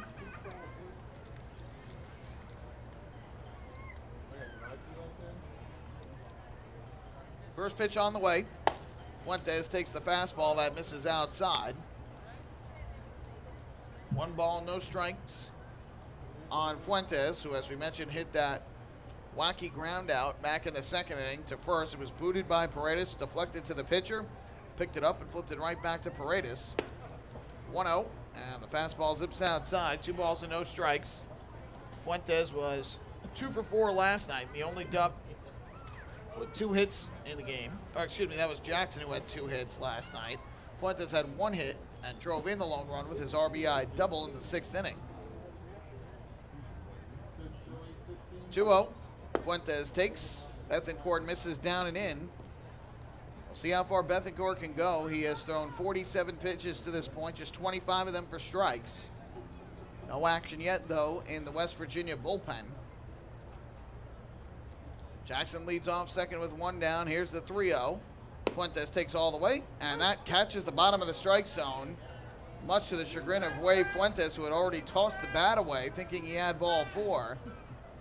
But the automated ball strike system said it did catch the bottom of the zone. And so Fuentes will stay at the plate with a count now of 3-1. Again, hitters might have to start getting used to those breaking balls that just clip the very bottom of the zone as it crosses the plate. It may end up down by the dirt, but if it catches the part of the zone at the front plane, it's a strike. 3-1 here, and this one definitely misses inside, although Fuentes took a beat to wait. That is ball 4, second walk of the night drawn by the Ducks, the first by Fuentes. And that's a First National Bank of LI walk to first, go far. It's also the first walk that Ray Fuentes has drawn this year. So the Ducks with runners at first and second, 1 out as they try and get in front here in the top of the 4th. With that, the Power will get some action going in their bullpen down the right field line. Here's the switch hitting Hector Sanchez to the plate. Sanchez will lay off the offering from Bethancourt downstairs.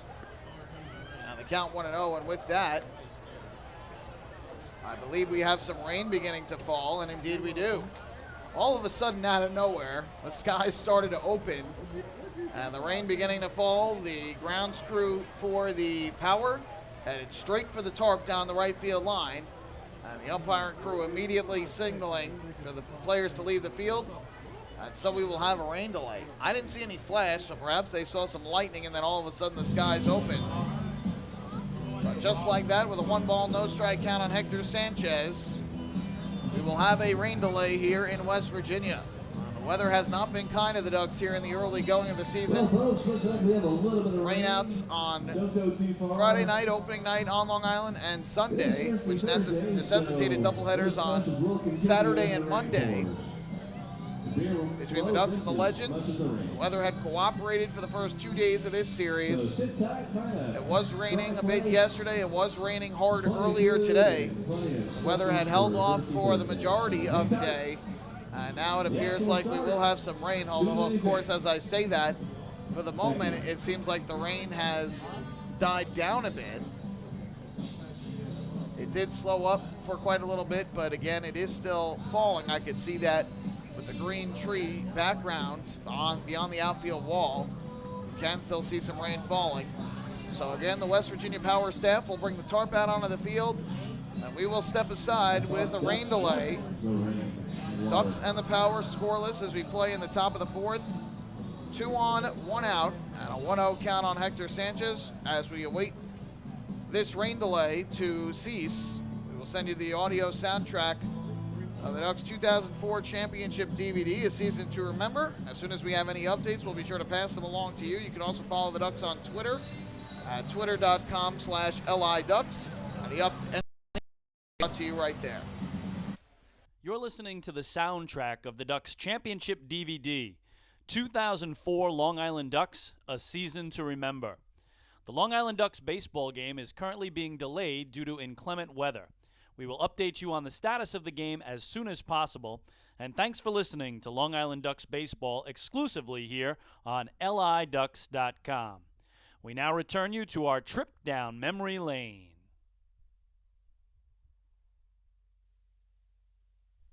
Hi, I'm Chris King, the radio and TV voice of your Long Island Ducks. 2004 was a very special season for the Ducks, both on and off the field. From the first pitch of spring training until the final out of their championship victory, there were packed houses, nail-biting wins, and enough excitement to last a lifetime. During the Ducks' first ever trip to the Atlantic League playoffs, each of their 6 games was decided by just one run, with the Ducks winning 5 of those. In putting together this championship DVD, we'll take a walk down memory lane and take you step by step through the Long Island Ducks' 2004 Atlantic League Championship.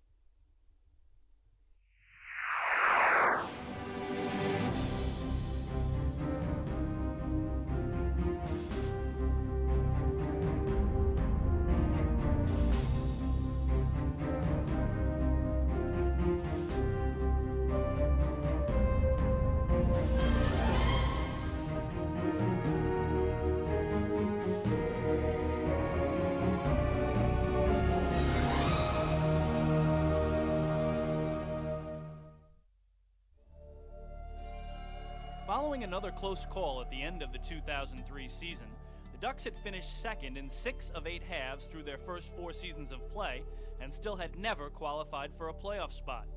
After a winter full of organizational meetings and player signings, the team headed down to spring training loaded with talent, brimming with confidence, and eager to prove that this team was different. Well, when we got down to spring training, it was we kind of realized that this was kind of a special group of guys. And we all clicked from the very beginning, and our mission was, you know, if we're going to be in the independent league and nobody's going to give us an opportunity to go play in organized ball, then we're going to try to do the absolute best that we can with our team. And like I said, we felt like we had a special talent and a special group of guys, and it was our goal to go out and win the championship. He is all business on that 5th day. I tell you, he has his good times and whatever, and keeps everybody loose up to that point. And then, it's business day. I expect to win, and I expect to win pretty much with the whole pitching staff. When you get Bill out there, he's going to fight you. He's going to fight you to the end. He never wants to come out, and that's always good. Of the 25 players on Long Island's opening day roster, 14 had major league experience, highlighted by a pitching staff that featured Bill Pulsifer, Matt Beach, Matt DeWitt, Bill Seamus, and Lance Davis, all of whom had experienced success at the big league level. Every spring training, especially with the Ducks, you go into it of not knowing how long you're going to keep your guys, and that's always a concern. But when we walked out on the field the first day, when Pulsifer and Seamus showed up, there was no longer any worry of what type of clubhouse we were going to have. The camaraderie was there just with those 2 individuals, and as a coach, as a manager, when you know your camaraderie is good, it solves a lot of problems. So everybody else was going to fit into place. All the guys that we had from the previous year, we knew were very good guys, very good individuals, and we pride ourselves with the Ducks of bringing in good individuals, not just statistics, but they got to be good people to play here. And as soon as we had those 2 guys, we knew we were set. As the season began, Long Island came out of the gates on fire, emerging victorious in each of their first 6 games. 4, and the Ducks win the game. Final score, Long Island Ducks 5, Pennsylvania Road Warriors 4. By the end of the season's first month, Long Island was on a roll, in first place with a 16-7 record. We had a lot of guys returning from the year before. It was myself and Barty and Doug and JJ and stuff. Well, those guys, I know they remember the hurt that we felt in that last game and how close we were to it. And then getting guys like Pulsifer and Seamus and Lance and Beach and those guys in the beginning of the year, we knew we had a staff that could take us all the way. Of course, the big question was how long were we going to have them for? Which comes across every year with the Ducks, is that we start off great, and if somehow or another the guys get picked up, which is what the league is for, and but it hurts our team club, and we never seem to make the playoffs because we got guys leaving, and sometimes you just can't replace those guys. By mid-June, however, 3 of Long Island's top pitchers had been signed to major league organizational deals. Clint Weibel was the first to go, followed by Matt DeWitt and Matt Beach.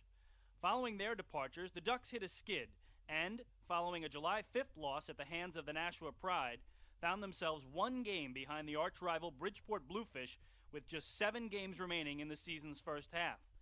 Despite regaining their footing in the following series against Pennsylvania, The Ducks found themselves needing a sweep of Bridgeport in the half's final series in order to earn a berth in the Atlantic League playoffs. All the Bluefish needed was one victory in the three-game set, and the Ducks' playoff hopes would be dashed yet again.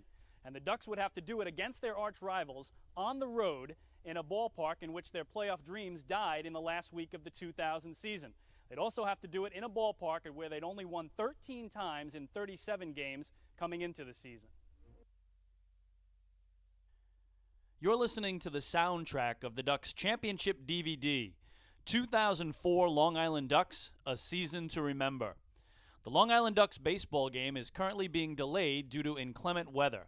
We will update you on the status of the game as soon as possible, and thanks for listening to Long Island Ducks baseball exclusively here on LIDucks.com. We now return you to our trip down memory lane.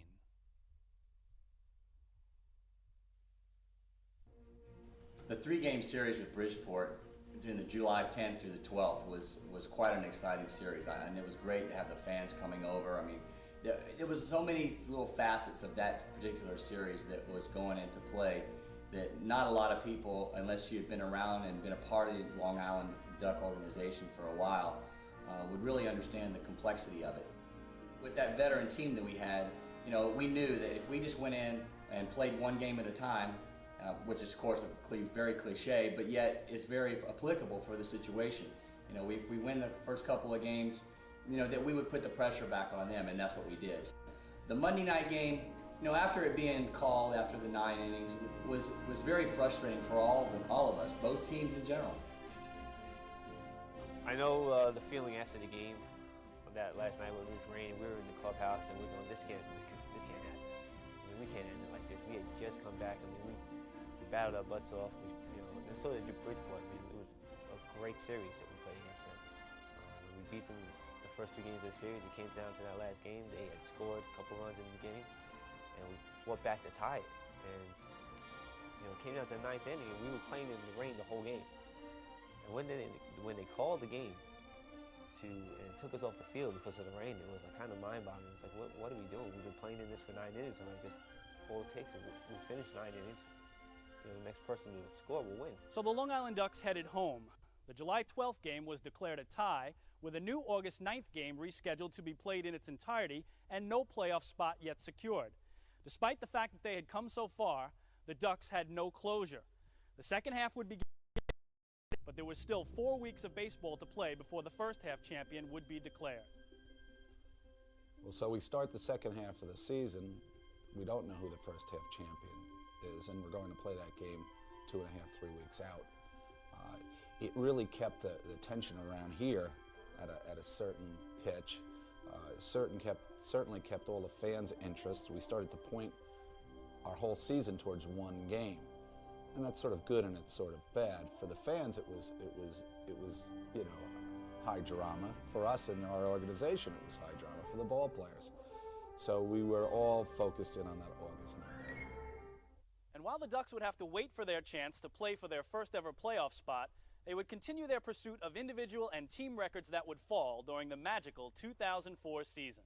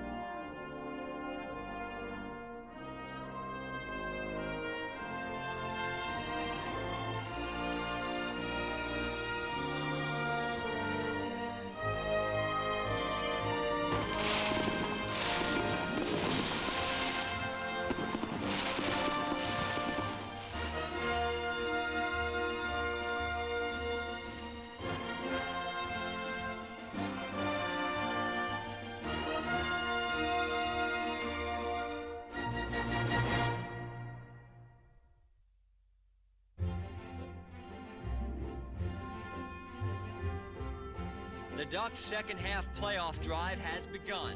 But wait a minute, what about the first half? Good question. Something you've never even heard in baseball. just like, let's put off the first half until a month later.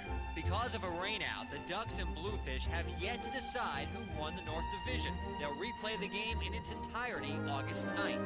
I mean, we definitely had momentum in our favor, and it was just too bad that it just had to stop like it did. To have it end like that was really disappointing. We have some guys that do real well, and most of Doug, Kamara, Barty, or Pulsford is going to be here come August 9th. That could really change And, they were a big part of our team.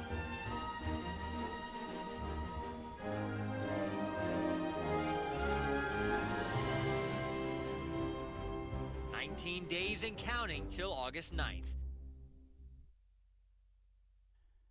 You're listening to the soundtrack of the Ducks Championship DVD, 2004 Long Island Ducks, A Season to Remember. The Long Island Ducks baseball game is currently being delayed due to inclement weather. We will update you on the status of the game as soon as possible, and thanks for listening to Long Island Ducks baseball exclusively here on LIDucks.com. We now return you to our trip down memory lane. When August 9th finally arrived, the team and its fans were ready. My guys are ready to go. They're ready to play this game. As I'm sure these guys are too. I mean, it's about the playoffs. I mean, there's a couple reasons why these players are all here in this league. One, to get back to organizations, and the other, getting to playoffs. And here it is right here on the table for them. So now it's whoever's the hungriest. With more than 700 loyal Duck fans in attendance in Bridgeport, everything was on the line once again for Long Island's hometown team. In a game dubbed "One Game for All the Marbles" by Bridgeport officials, the Bluefish took an early 3-0 advantage against the Ducks and starter Brian Rico. Count 1 ball, 2 strikes to Avila. And again, Lou, the rosters of these teams is quite different from what it was the last time we played this game on July 12th. The Ducks do have Garrick back. The Bluefish have Willis Otanez and DJ Boston back, but Long Island has lost Bill Pulsifer, Lance Davis, and Manny Ulloa, 3 of their best pitchers who've gone on to affiliated teams. Beautiful pitch on the inside corner, and Ricard ends the inning, but the Ducks showed their mettle, battling back and tying the game on Kamara Barty's 2-out, 2-run home run in the 5th inning off Bluefish ace Tim Kaine. Delivers, swing and a miss, tied him up inside, and Kaine works ahead 0-2. And a chance for Kamara to get some retribution, Lou, as it was Kamara Barty who popped out to second base back in the 3rd inning with the bases loaded and 1 away. So he gets another chance here to at least drive in 1 run if he can bring in Cole Liniak from second.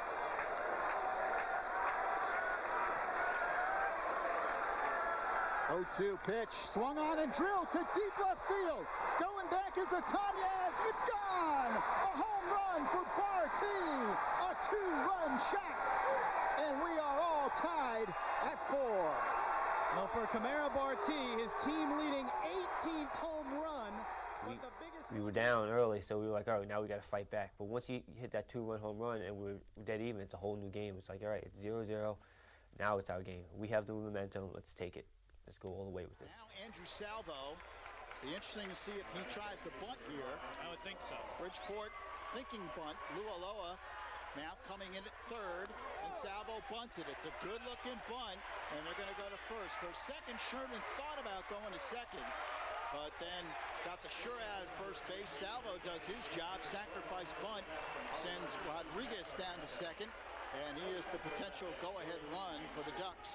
Well, Andrew Salvo practices that bunt every day in batting practice, and in the biggest spot of the season for Long Island, he comes through as manager Don McCormack there, playing small ball here in a tie game, and now he hopes that Kevin Baez, who's at the best defensive play of the game for Long Island, can come through with some offense.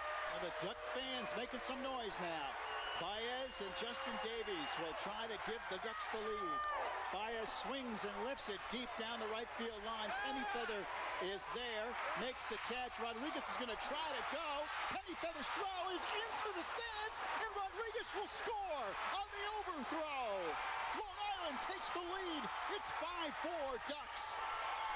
Well, can you believe it? Will Pennyfeather, who had the best catch of the game for the Bluefish and one of the best arms in the Atlantic League, just threw one into the seats, into the Duck fan section.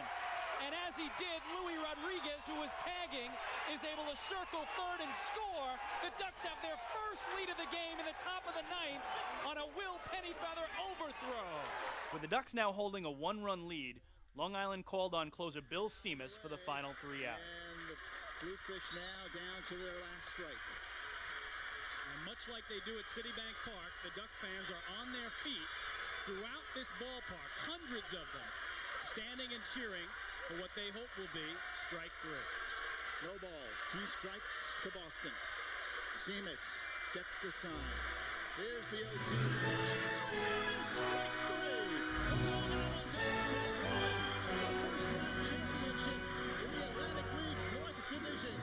And the Ducks will go to the playoffs for the first time in franchise history.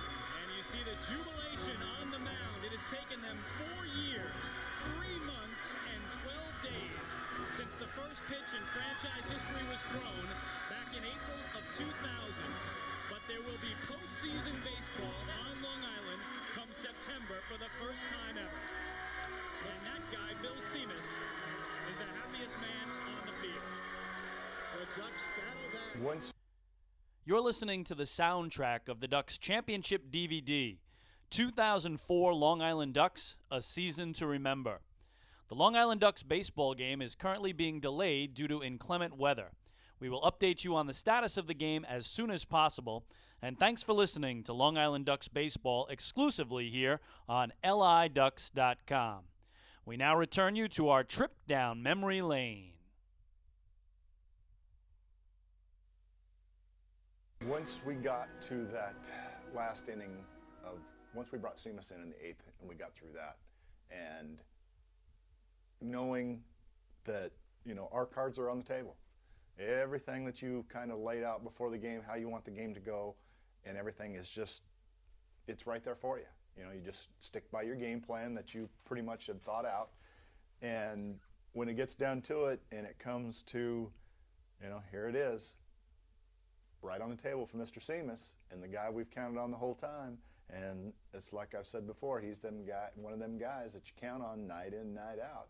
And it was just kind of a relaxed excitement watching him, because he just kind of manhandled Darryl Boston. It was really not much of a contest.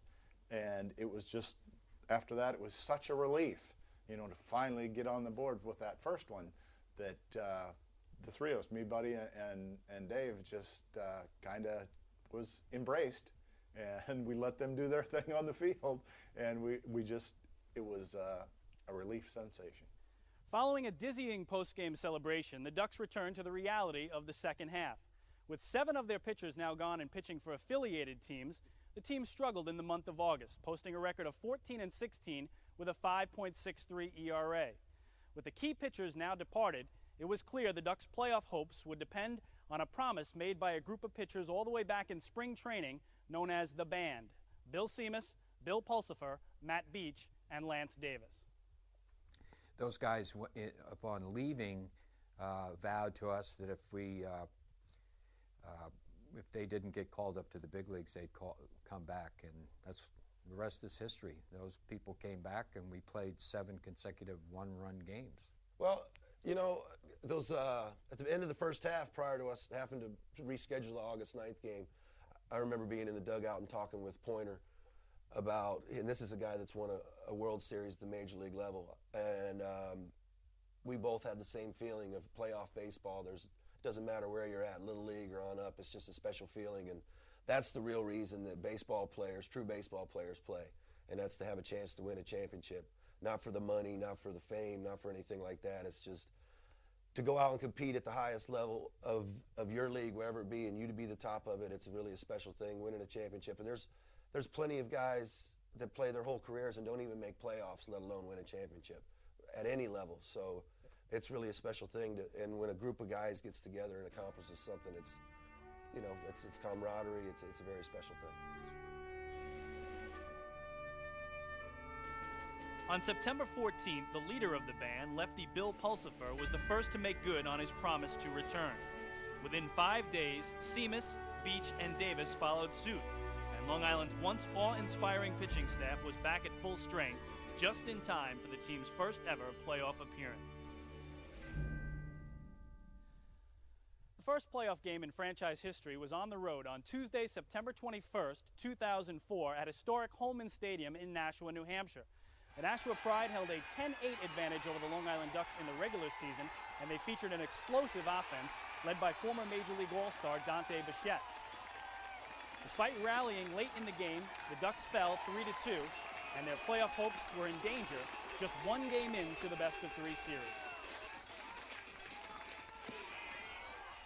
Yeah, you'd like to, you'd like to win that first game, but we were coming back home, so I thought it was a great game, and up there we just didn't, we didn't make our move late in the game like we normally do, and then you come back here and you have all this enthusiasm. You have this 4 years of frustration, which is more in-house than it is the new players that came in. They had nothing to do with being defeated. There are a couple guys here, Justin Davies and Doug Jennings, who had gone through all these close losses for all these years, and then you have the fans who had gone through that. You're listening to the soundtrack of the Ducks Championship DVD, 2004 Long Island Ducks, A Season to Remember. The Long Island Ducks baseball game is currently being delayed due to inclement weather. We will update you on the status of the game as soon as possible, and thanks for listening to Long Island Ducks baseball exclusively here on LIDucks.com. We now return you to our trip down memory lane. After dropping Game 1 of the Atlantic League North Division playoffs in Nashua, the Ducks returned home to a raucous Citibank Park for the first home playoff game in franchise history. The sellout crowd had waited 5 years for this night to arrive. 6,322 strong and armed with thundersticks was in full throat as Bill Pulsifer headed out to the mound. The first playoff game here at Citibank Park was all obviously very personal to me and very special for me. And I've been to Super Bowls, and I've been to Final Four in college basketball games, and been to a tremendous amount of, played in a few championship games myself. But this was, from the time I walked from my office to my seat, it was like I was in the game, and so were 6,000 other people. This was an electric night for the fans and for our whole organization. I mean, it really felt like I had to put my chin strap on, actually, and get ready to play. Almost had that football game feeling to it, not a baseball game. So it wasn't lost on anyone in the house that night how important this game was, and that we were really ready to play that baseball game.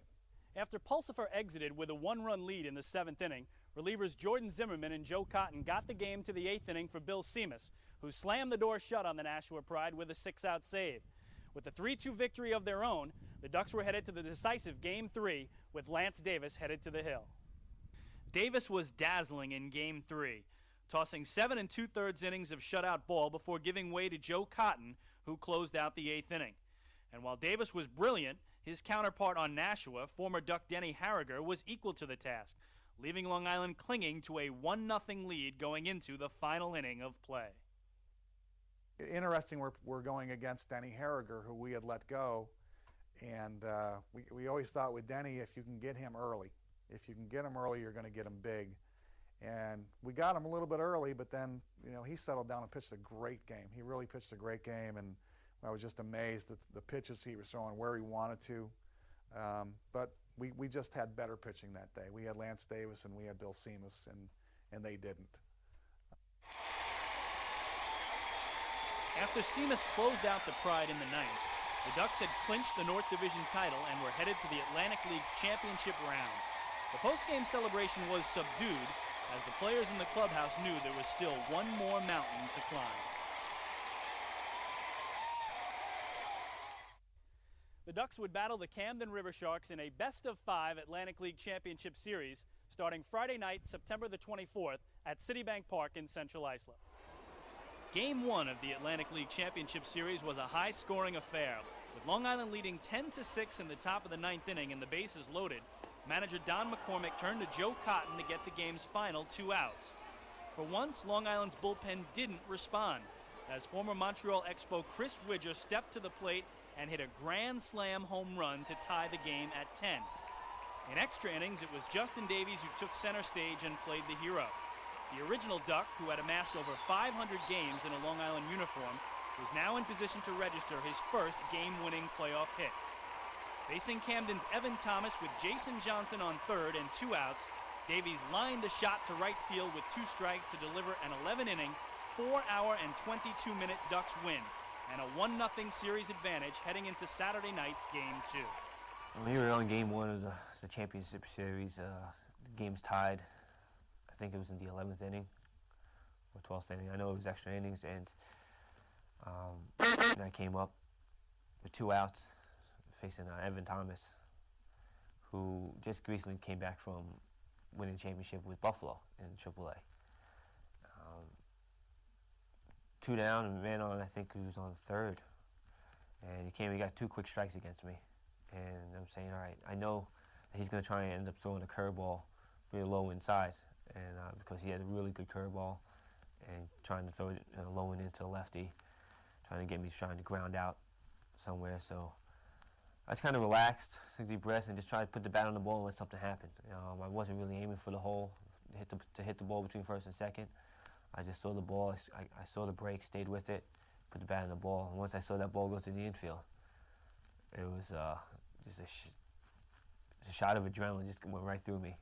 I can't believe I did it. I just hit the base when it hit. But I mean, it's a tribute to my teammates because, guys had to get on base. Guys had to put me in that situation. We had to fight. We had to score 11 runs in the first place in order to get there. You're listening to the soundtrack of the Ducks Championship DVD, 2004 Long Island Ducks, A Season to Remember. The Long Island Ducks baseball game is currently being delayed due to inclement weather. We will update you on the status of the game as soon as possible, and thanks for listening to Long Island Ducks baseball exclusively here on LIDucks.com. We now return you to our trip down memory lane. In Saturday night's Game 2, first baseman Doug Jennings began the proceedings with a first-inning 2-run home run that staked Long Island to an early lead.